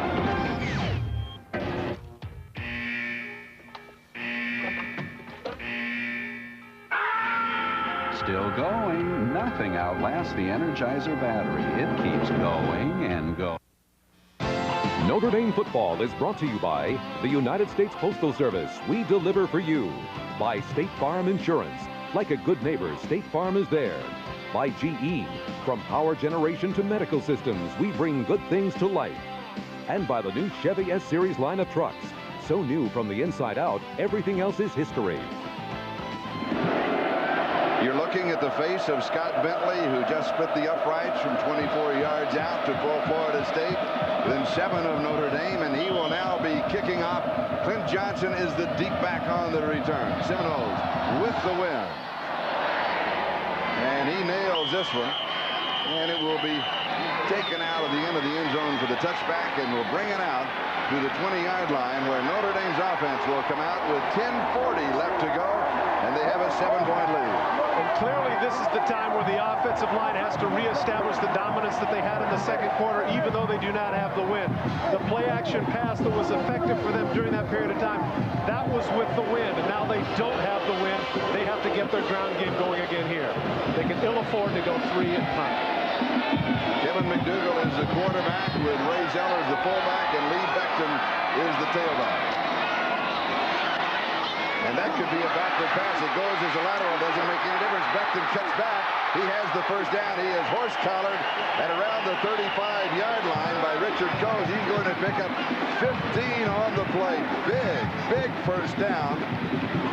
And the first passing yards for Notre Dame in the second half. Give Lou Holtz a lot of credit. This is the play that they had in the first series of the game, if you recall, when Beckton on third down got the first. Nice one-handed grab. Poor job in the secondary of coming up to make the tackle. Yeah, he gets him down there, but at the 35 yards, big first down play for Notre Dame. Gain of 15. Zeller takes a step back, and he has the ball in a couple of yards. That's going to be it, as Ken Alexander was there to cover him at the 37-yard line. It'll be second down and 8 yards to go. Notre Dame 24, Florida State 17. For Notre Dame, that completion just a moment ago was their first completion since the second quarter, with 3.5 minutes to go in the second quarter. There's the man right there that the pressure's on here in the fourth quarter, talking to his son Skip. We've got to mix it up. We can't be predictable. We can't just jam into the middle because they've been stopping our run. What is it we're going to do? Second down and 8, we're going to throw. Here's the quick out. Miller cuts back 45, 50, 48-yard line of Florida State. Richard Coase and Derek Brooks with the stop after 19 for Michael Miller. Once again, a great call by Holtz, and Holtz coming out. Fairly safe pass, and Mike Miller, all 5'7", 152 pounds, who follows behind a great block there. Leveling the quarterback, enabling him to get downfield. Derek Mays with the big block to spring Miller. And now the handoff is to Beckton. And the 45-yard line. So he picks up 3. It'll be second down and 7. Notre Dame averaging 15 passes a ball game. In this ball game, Lou Holtz told us, I could go as high as 25. He has gone as high as 16 right now with 9 minutes to go. Never bigger than those last 2, though, Charlie. Second down and 7. Notre Dame 24, Florida State 17.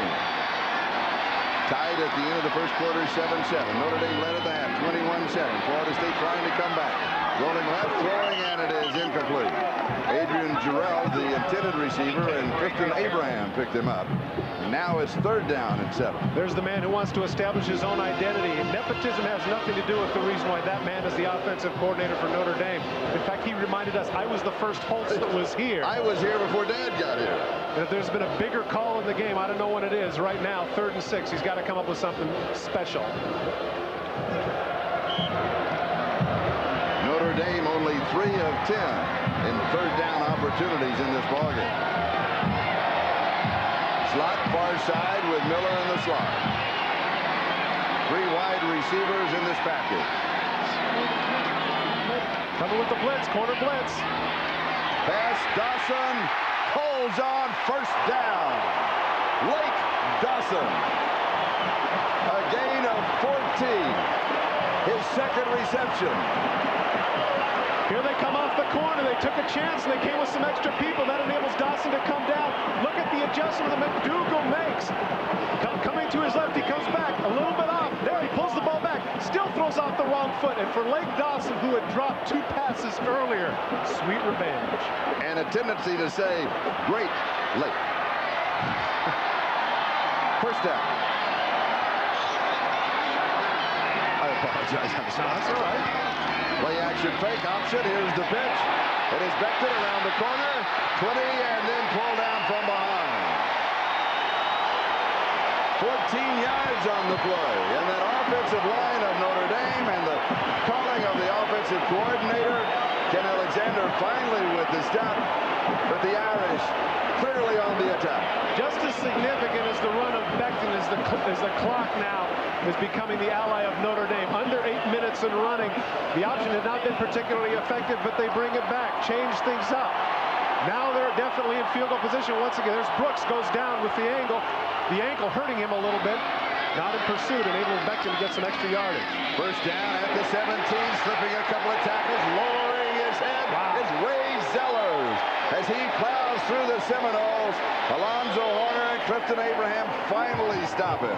11-yard line. Remember earlier in the game, Ray Zellers ducked under a couple of arm tackles when it looked like he was tackled in the middle of the field. There, he breaks at least 2 or 3, showing the power running from the fullback position. Don't forget, this drive started back at the Notre Dame 20-yard line, with momentum shifting to the Seminoles. Following the field goal by Scott Bentley, pulling within 7, and the Irish had come back.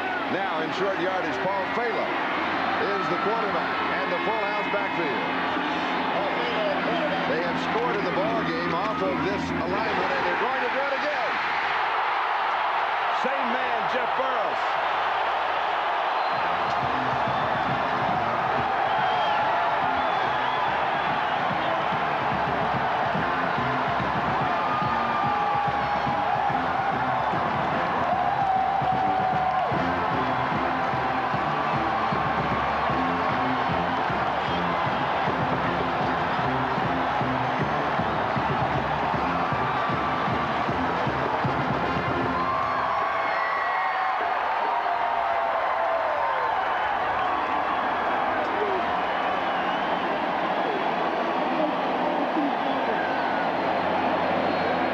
Holding a conference. When we talked with Jeff Burris, he said he dreamed that he would have an interception and return it for a touchdown. Well, dreams are made of 2 carries, 17 yards, 2 rushing touchdowns. And for Jeff Burris, dreams do come true. It will be assessed on the kickoff. Personal foul against Florida State assistant. The kickoff, not only is that certainly is going to help Notre Dame in terms of field position with that extra 15 yards kicking into the wind. Pendergast to attempt the point after. It is now 30-17. And he will try to tack on one more with 6:53 left, and he does.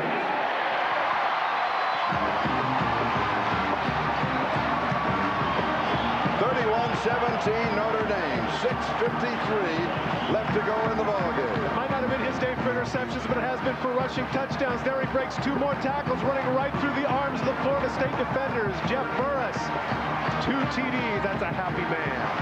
And there's the penalty there at the end as Abraham pushes him into the crowd.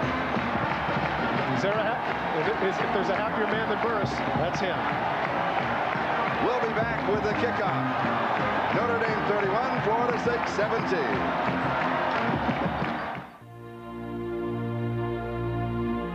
When they told him he didn't have the size to play, he reached inside and found the power.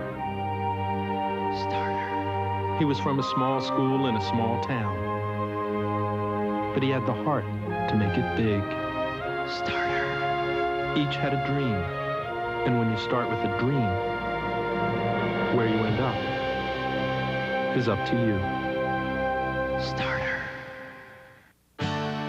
Hey, I don't worry about what's happening on Rodeo Drive. I worry about taking care of my kids. And I want a car I like, even when I'm through paying for it. I want a car to make my life simpler.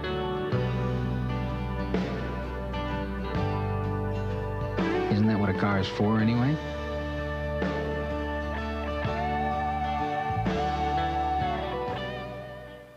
In order to see his kids, Can't you just tell Mom you're sorry? I'm placing an ad for a housekeeper. Daniel Hillard had to find work. Who? Now he's proving that sometimes it takes a woman back off to do a man's job. On November 24th, Hello! Robin Williams is Mrs. Doubtfire. Mrs. Doubtfire? You hung into the men's room. Rated PG-13. Starts Wednesday, November 24th at theaters everywhere. baked rolled gold pretzels. Rolled gold. What kind of a word is R-O-L-D? It's no kind of word. And gold. They're not gold. They're pretzel colored. I couldn't help but notice your pretzels. Most people don't realize they're low in fat. Hey, April. April. What kind of a name is April? It's a month, not a person. Rolled gold pretzels. They're not rolled, they're not gold, but they are America's favorite. Next Saturday, quarterback Glenn Foley leads Big East rival Boston College against Notre Dame in the Irish's regular season finale. Notre Dame football is home on NBC. This is Charlie Jones, Todd Christensen, Bob Costas, O.J. Simpson, John Dockery. 6:53 left to go, Notre Dame Stadium. Notre Dame 31, Florida State 17. Don't forget that Vanover, as Charlie mentioned earlier, had a 50-yard kickoff return average last year. So if for some reason Pendergrass can't kick it out of the end zone, look for Florida State to get a return.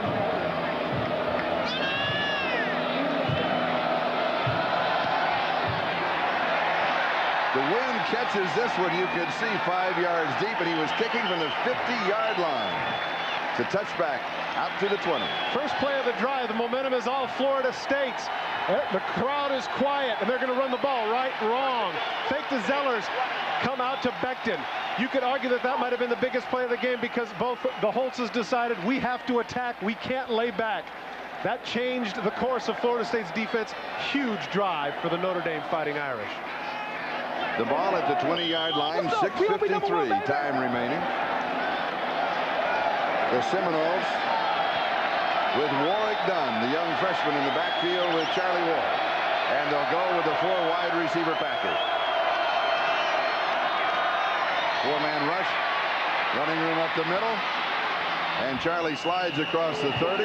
They'll mark him down at the 31-yard line. He'll pick up the first down. That does a couple of things. Gets the ball upfield, stops the clock, the move to change. Now with 6:44 left to go. One of the things about college football, because they do stop the clock with the chains, if they can get 4 or 5 quick first downs, not that much time will go off the clock. Rolling right, going deep, trying to get it all, and it is overthrown. Tamarick Vanover, the intended receiver, and Charlie was about 4 yards over his head. It'll be second down and 10, back at the 31-yard line. Wind pushed that one a little bit deeper than Charlie Ward wanted. Jeff Burris had the coverage, so we'll bring it back. 6:34 time remaining. One of the issues here during the drive is the fatigue of the defensive backs for Notre Dame. You see in the back, you see Burris and Taylor with hands on hips, and they throw every down. That could be a factor. William Floyd and Warwick Dunn now in the backfield with Charlie. Ward swings near side. This is the fullback Floyd. And he's going to go out around the 35 or the 36-yard line. So it'll be third down and about 5 yards to go. Greg Lane was there for Notre Dame. So all of a sudden the Seminoles face that very crucial third down situation. Well, it is, but the offensive people for Florida State have to be conscious of the fact that we're in 4-down territory anyway, down by 2 touchdowns with 6 minutes left.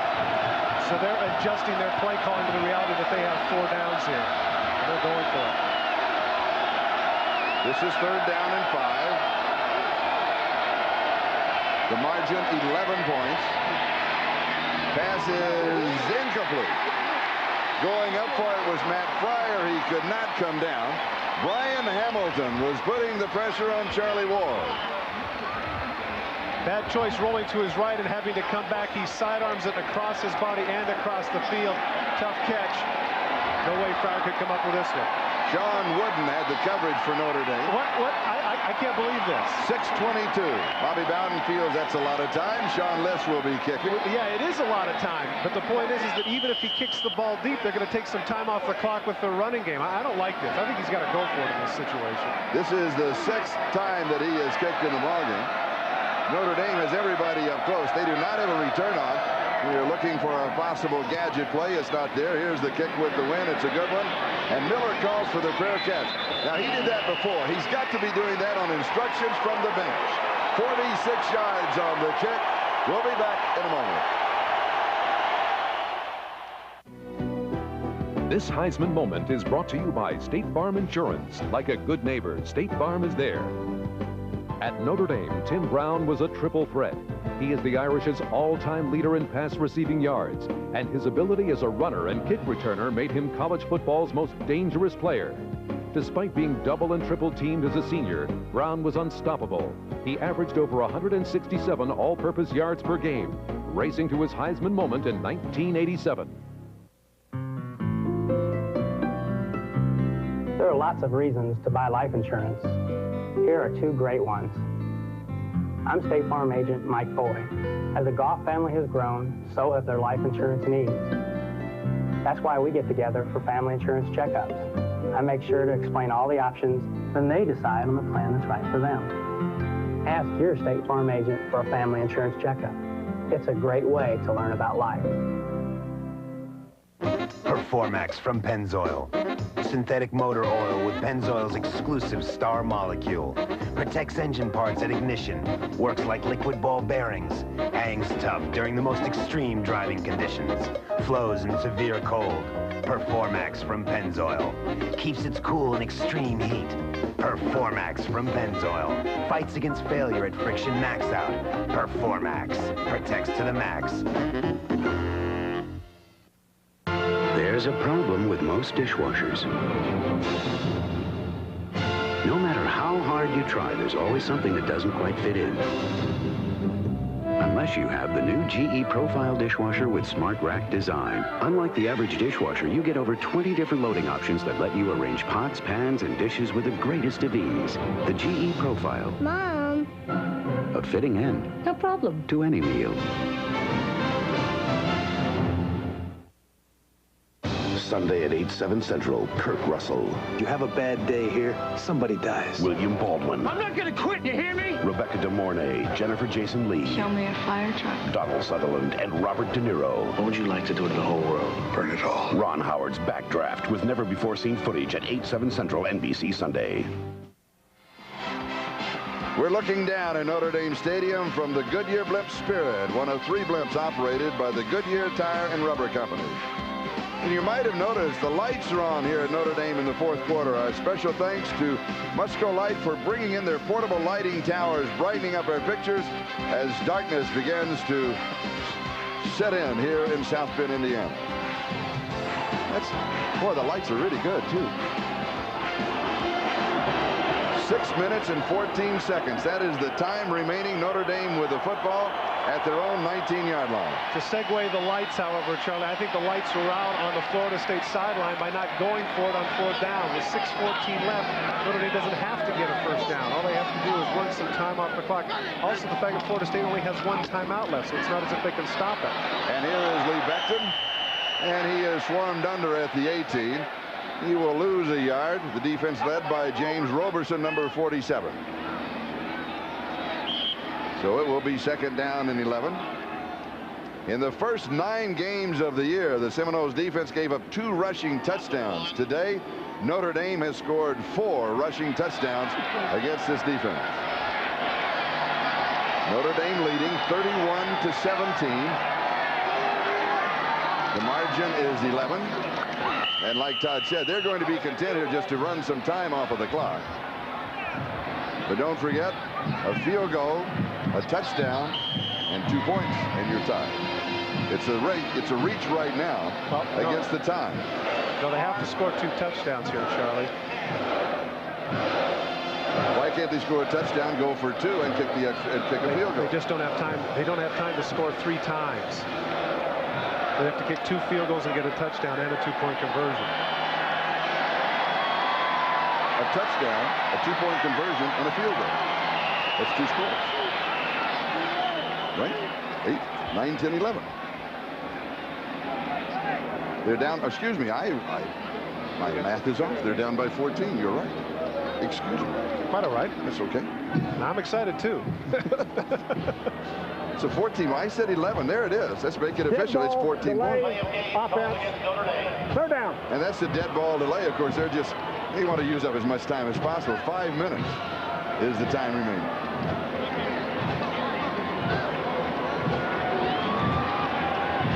That is only the second Notre Dame penalty today. Remember, one of the things that Lou Holtz told us, no foolish penalties. That one was not a foolish penalty. They're just taking more time off the clock. 4:57. Now it starts to count down again.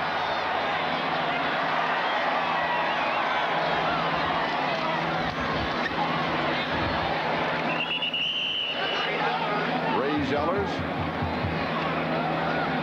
Roberson, and Ken Alexander. Now, it'll be interesting here. I'm surprised. This would have been the time for me if I'm Florida State to take the timeout. Stop it now, because Notre Dame not only will come out on the field and snap it probably with 1 second left, they might even think about taking the delay, even though that will hurt them in terms of field position. What they're concerned with now is taking as much time off the clock as possible. 12 seconds and counting on the 25-second clock. Florida State has everybody coming. They do not have anybody back. Dick is not all that good, and will be down around the 46-yard line. Now again, he would have been smart there just to let the ball go, because as long as the ball is going, there's time off the clock.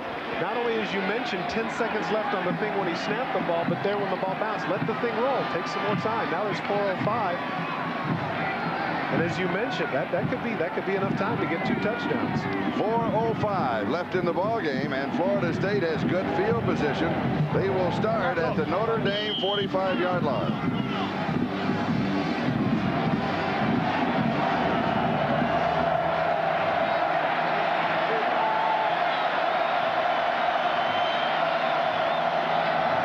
A fake of the reverse and the throw, and nobody's there. McCorvey throwing off of the reverse. Well, at this point, if you're Notre Dame, you're backpedaling. This just isn't going to work. This is the kind of gimmick that's going to fool people, because nobody thinks that you're going to run the ball. Everybody knows you're going to pass. Burris is sitting in the secondary waiting for it. It's actually a good play by McCorvey just to get rid of it. So it is 2nd down and 10, still at the 45-yard line. Now with 3:57, that is the time remaining.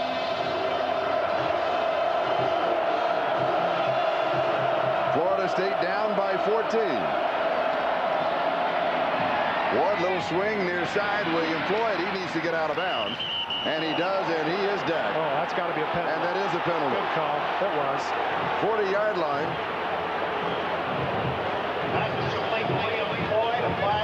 And Lou Holtz is right down amongst his players. And he does not want foolish penalties. And that really was. Clearly he's out of bounds, and Justin Goheen wants to get a hit. And Lou Holtz is actually coming out of the field to talk to him. Unbelievable. He can't believe that happened. Nose to nose.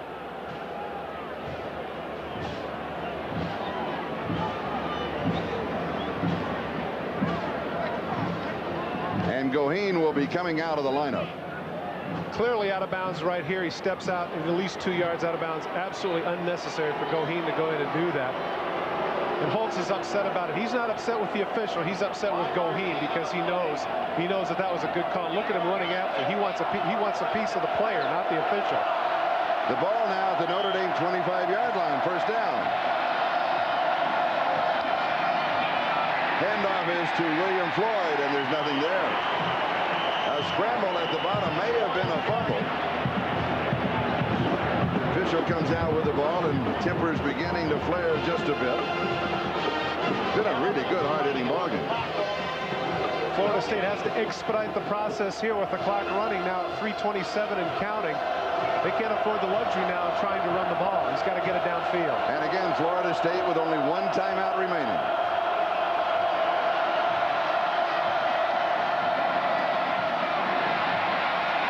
Pressure, rolls to the near side. There's a flag down. Ward carries. He's going to step out of bounds at around the 10-yard line, but there was a flag across the field at the 13-yard line. Now, Charlie Ward picked up some 14 yards on the play. And we still have just over 3 minutes to go, with still the margin at 14. Florida State with an opportunity, if they can score. Onside kick, and can still pull this one out.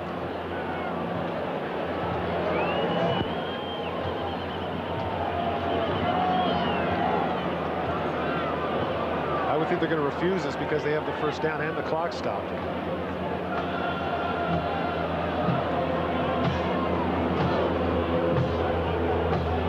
One thing we might mention about the officials. We talked with Dale Phillips yesterday. They've been looking at tape of both ball clubs, familiarizing themselves with both of the offenses and the defenses, part of their preparation for this game. Holding on the defense. The penalty be assessed at the end of the run. Penalty assessed at the end of the run.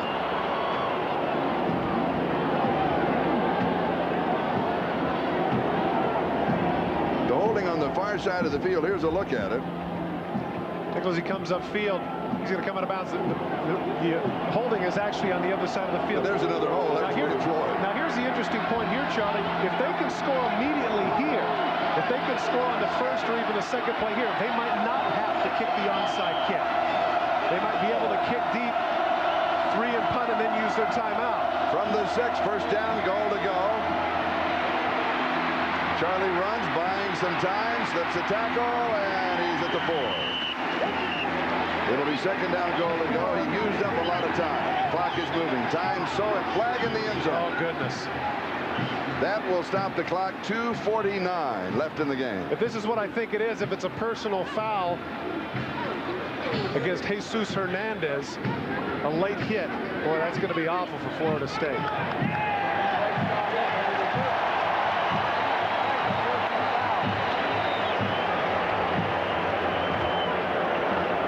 We have a dead ball, personal foul on the offense. 15-yard penalty. It'll be second down.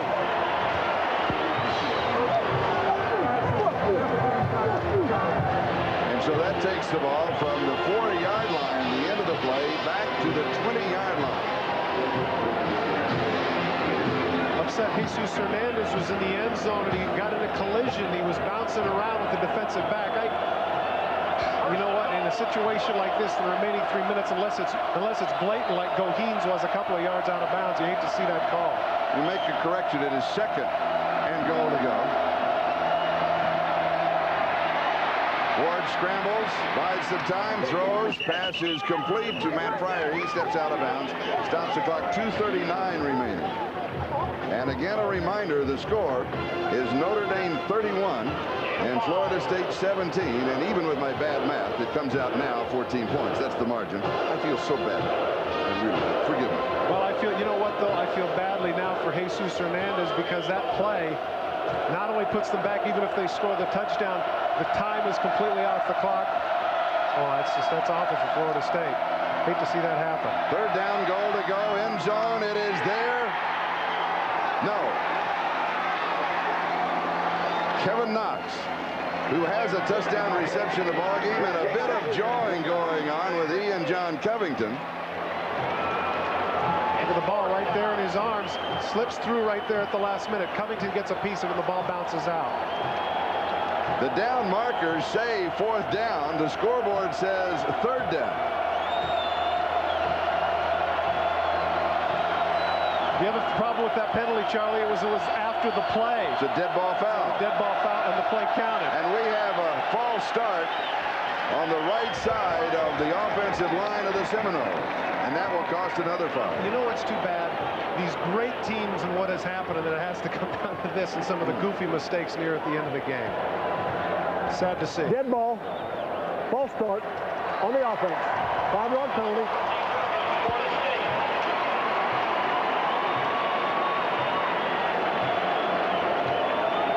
So the perfect season for the Seminoles. Bobby Bowden shot at the national championship, coming down to this play. It is 4th down and goal to go. 20-yard line. 2:31 left. This isn't hard. You rush 3 and backpedal everybody else into the end zone. Tipped. Oh, my goodness! Oh, my! With apologies to Dick Enberg. Oh, my! Oh, goodness! 2 minutes and 26 seconds left.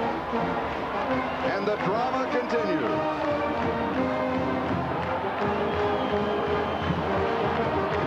How do you teach a kid not to go for the interception? How do you teach a kid not to do that? Just bat the ball down. 4th down and 20. And here is the extra point, and it is good. Take a look at the middle of the field. Here's the seam route right there, and take a look. Turns around, the ball's right there, hits him in the hands. It bats up in the air, and McCorvey with the catch. Oh, McGee has got to be frustrated. Right there, right where he should be in coverage, coming out right at you. Watch number 17. It's a pop-up. There it goes. McCorvey's concentration right on the ball. Onto the playing field at the end of the game. This is for your safety and the safety of everyone else. And the reaction of Bobby Bowden. Common sense should never be taken lightly. And the reaction of Lou Holtz. We'll be back with the onside kick in a moment. Don't go away. As the sun is setting over Notre Dame Stadium, we have 2:26 left to go in the ball game. Are we looking at the possibility of an onside kick? It must go 10 yards or be touched by one of the receiving team members to be recovered by Florida State. Or will they kick it away and leave it up to the defense?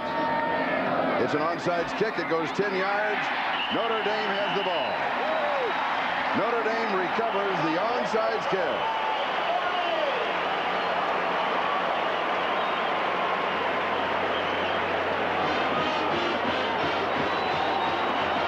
The one with the recovery. Great idea on the part of Florida State to go with the left foot. Surprising completely, but the ball comes right to him. All those white shirts bearing down on him, and he's still able to hang on. He's got to be hurting a little bit. Sean Wooden, number 22, is the man who recovers the onside kick, and he is hurting.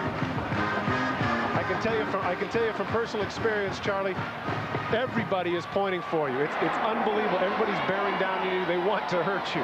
Great ball at the 47-yard line of Florida State. Beckton, and he is smothered, literally smothered at the line of scrimmage. Still some time left, 2:15 and counting.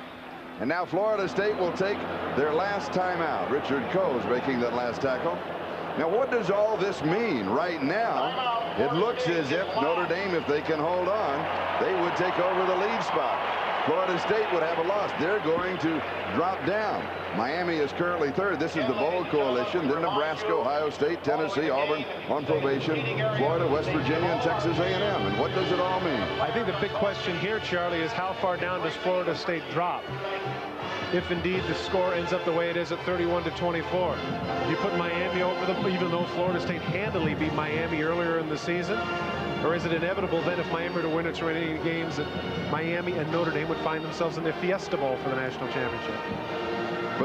But also lurking is Nebraska. Nebraska is undefeated. They have 2 games remaining, a big one at home against Oklahoma.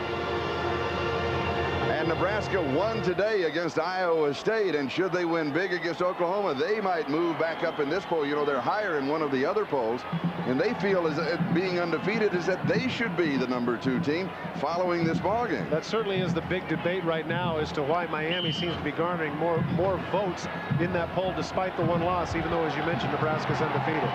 Second down and 10 at the 47-yard line. With the full house, and there is not anything there. This is Jeff Burris, who has scored a couple of touchdowns off of that formation. But Kevin McDougal is running the formation here. Before the ball game, it's been Paul Fela, and we have an injured player down. That stops the clock with 2:05, the time remaining. You hear the boos from the crowd. They're wondering if this guy's faking it. Todrick McIntosh just to stop the clock.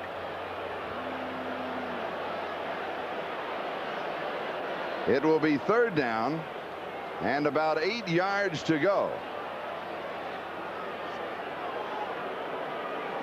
Mark Edwards, the freshman from Norwood, Ohio, has checked into that offensive lineup. That's the first time that we have seen him this afternoon. Now again, hindsight is 20/20, but if this is 2:05, you figure that Bentley could have kicked the ball out of the end zone. They take it on the 20-yard line. If they're running the same course of plays, it's on the 20, and they punt with, say, about 1:20 left in the game at midfield. Charlie Ward, again, you know, second guessing is wonderful, but Notre Dame on third downs has converted only 4 of 12. But remember the last sequence when they started from their 20, Notre Dame came out throwing and looking for some big plays to get upfield.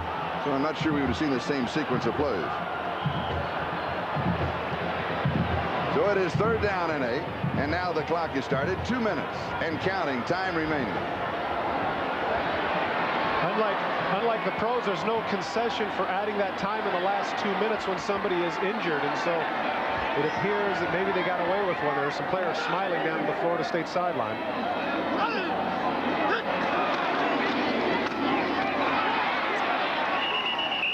Ray Zellers, and now Notre Dame will just let the clock continue to run. Now Florida State's smart. They bounce up here. Now they can punt the ball. 28, 27, 26. 22 seconds and counting on the 25. That's the 25-second clock on the left. They'll just let that run all the way down. Absolutely. Because at this point, the 5 yards isn't going to be inconsequential. At a minute 1, they'll probably take the penalty and punt after that.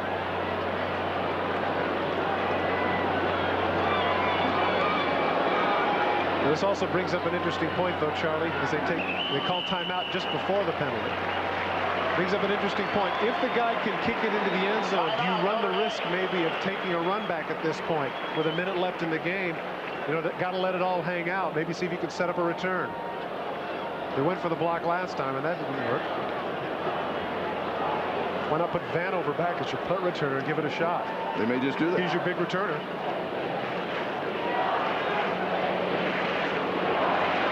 The Seminoles huddling on the far sideline. Let me say at this point too, Charlie, regardless, as we just saw Charlie Ward, in my opinion, I think he's still a Heisman Trophy winner regardless of the outcome of this game today. And I think a lot of people felt that way coming in. Everyone wondered coming into a ball game of this magnitude, is this a game that kind of gets away from everybody? Well, it certainly hasn't. The unsung factor has been the defense of Notre Dame, that they shut down the Seminoles, particularly in the second quarter. Gave their off block. They do not have a return man back. But you know what, though? They do. They need one guy back just so the guy can't let it roll and kill the clock. They need somebody to catch it, at least a fair catch it, if nothing else. No block. Did he get a piece of it, or is it just a bad kick? Terrible kick. Terrible kick. It's going to be down around the 37-yard line. I tell you what, number 11 right there. He should have picked it up. He had a clear sailing. Because once you have touching by the kicking team past the line of scrimmage, you can always get the ball back there. Devin Bush had a shot there. The ball was touched right at the end there. He had the ball clear sailing if he would have been thinking. 5 yards on the kick. Take a look at the shank you're going to see underneath. Now watch as the Notre Dame players try and down it, and they hurry up. If the ball is not completely down, it can touch. Now watch number 11 at the end of the play, at the bottom left of your screen, if you get a chance to see it. Now there the ball pops right up. If Bush picks it up, he can go right there. He can go. But he didn't think of it. Florida State at their own 37-yard line. 51 seconds left. Flag is down. Charlie Ward scrambles. He is upended. Now he laterals on. Kez McCorvey, but there's a marker on the play. Wow, heads up. Whoa. That was heads up on the part of Ward. Man, oh man, never say die.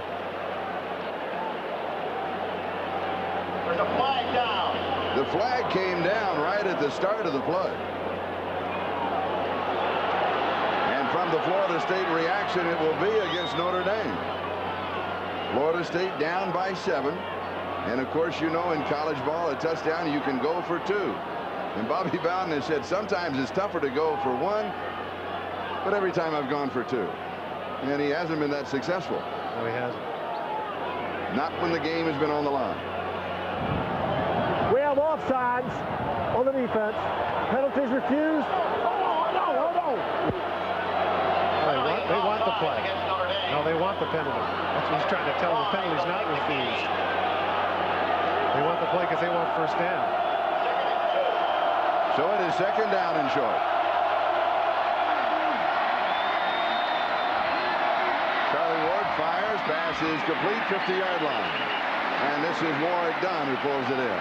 They've got to hustle up because even though the clock stops here, they've got to get set. They've got to be ready because the clock will start as soon as the chains are set. And you can see Ward in a hurry trying to get it, so as soon as the official pulls his arm up, he can hike the ball. Clock starts. Now he's got to do it. Ward has to hurry. He's taking too much time. He's taking too much time. That cost him at least 6 seconds, Charlie.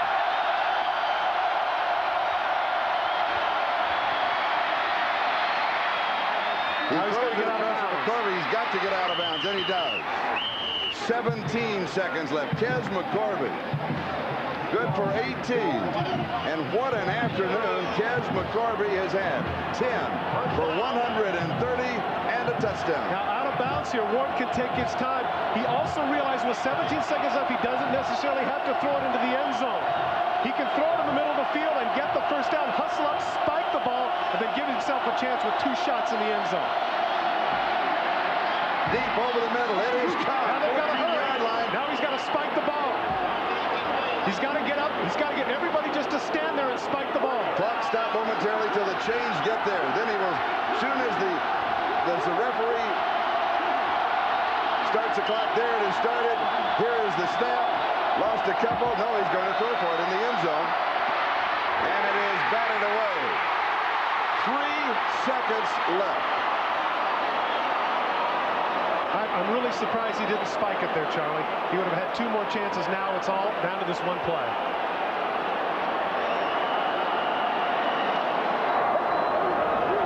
What a game. All the hype. Do you take a chance here with the blitz? I don't think so. I think that you've got to rush 3, put 8 people in the end zone and make them beat you with that. Now, on the other side of the ball, you're saying to yourself, you know that that's what they want to do. What about the possibility of running a screen pass to Don? Everybody's going to be backpedaled into the end zone, get 5 people in front of him, get him a chance to get the ball and move up the field. It's going to be interesting. Great chess match right here going on both sides. The score, 31-24. The time, 3 seconds.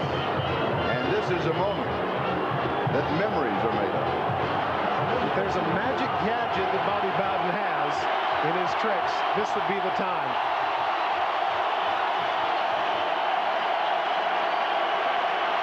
Three seconds to go. National title on the line for Florida State. It's also there for Notre Dame. It's within the grasp of either ball club.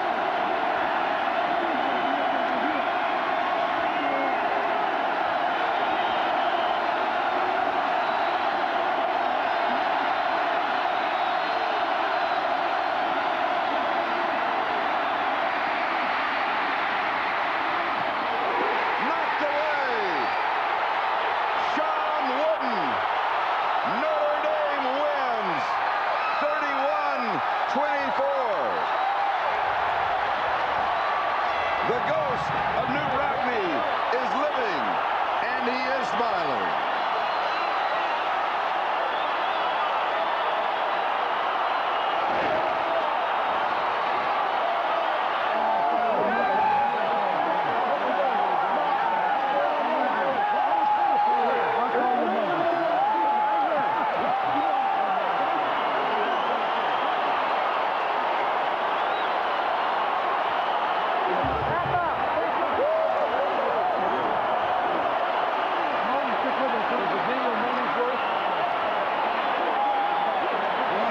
Coach, you've been involved in some games in your day. Where does this one compare? This was just a great football game. I compliment Florida State, Charlie Ward. They refused to quit. Our players didn't either. It's one game, and I think lived up to all the hype. Lived up to all the hype, those moments at the end. Thank you. Good job, fine team.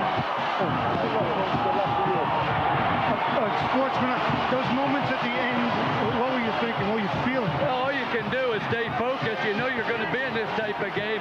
They are every bit as good as I thought. We played well. We're happy to win.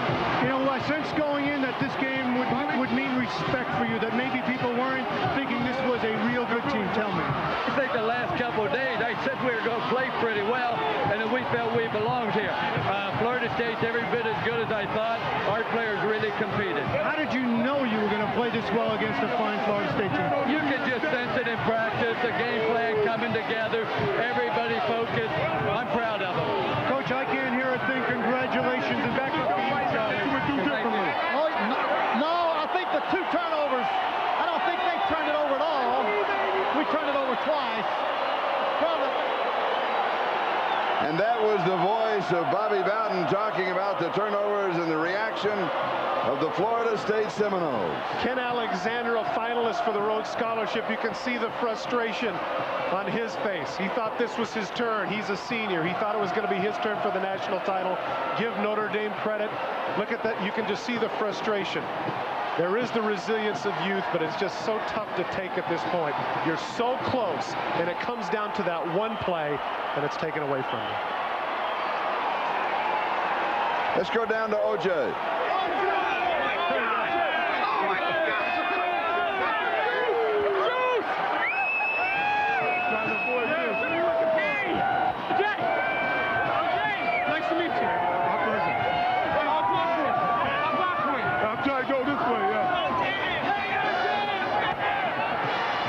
We have some technical difficulties. The Irish #1, absolutely. Well, you know, it's interesting. I caught a little of it earlier, and Bobby Bowden tipped his hat to Notre Dame, and he also made the point that the 2 turnovers that they had were crucial in the first half. Notre Dame, again, did not turn the ball over.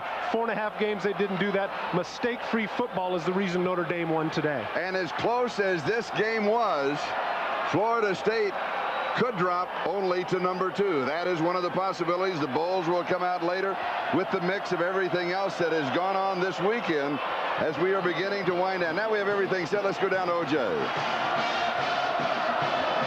Bobby, you got over the Miami jinx as your old friend Lou Holtz. Your feelings right now? Well, I wish we could have won it.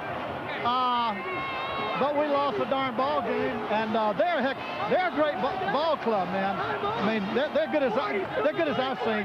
Hopefully, you'll get to see them again on New Year's Day. I wish we could win the rest of our games and get a shot at them again.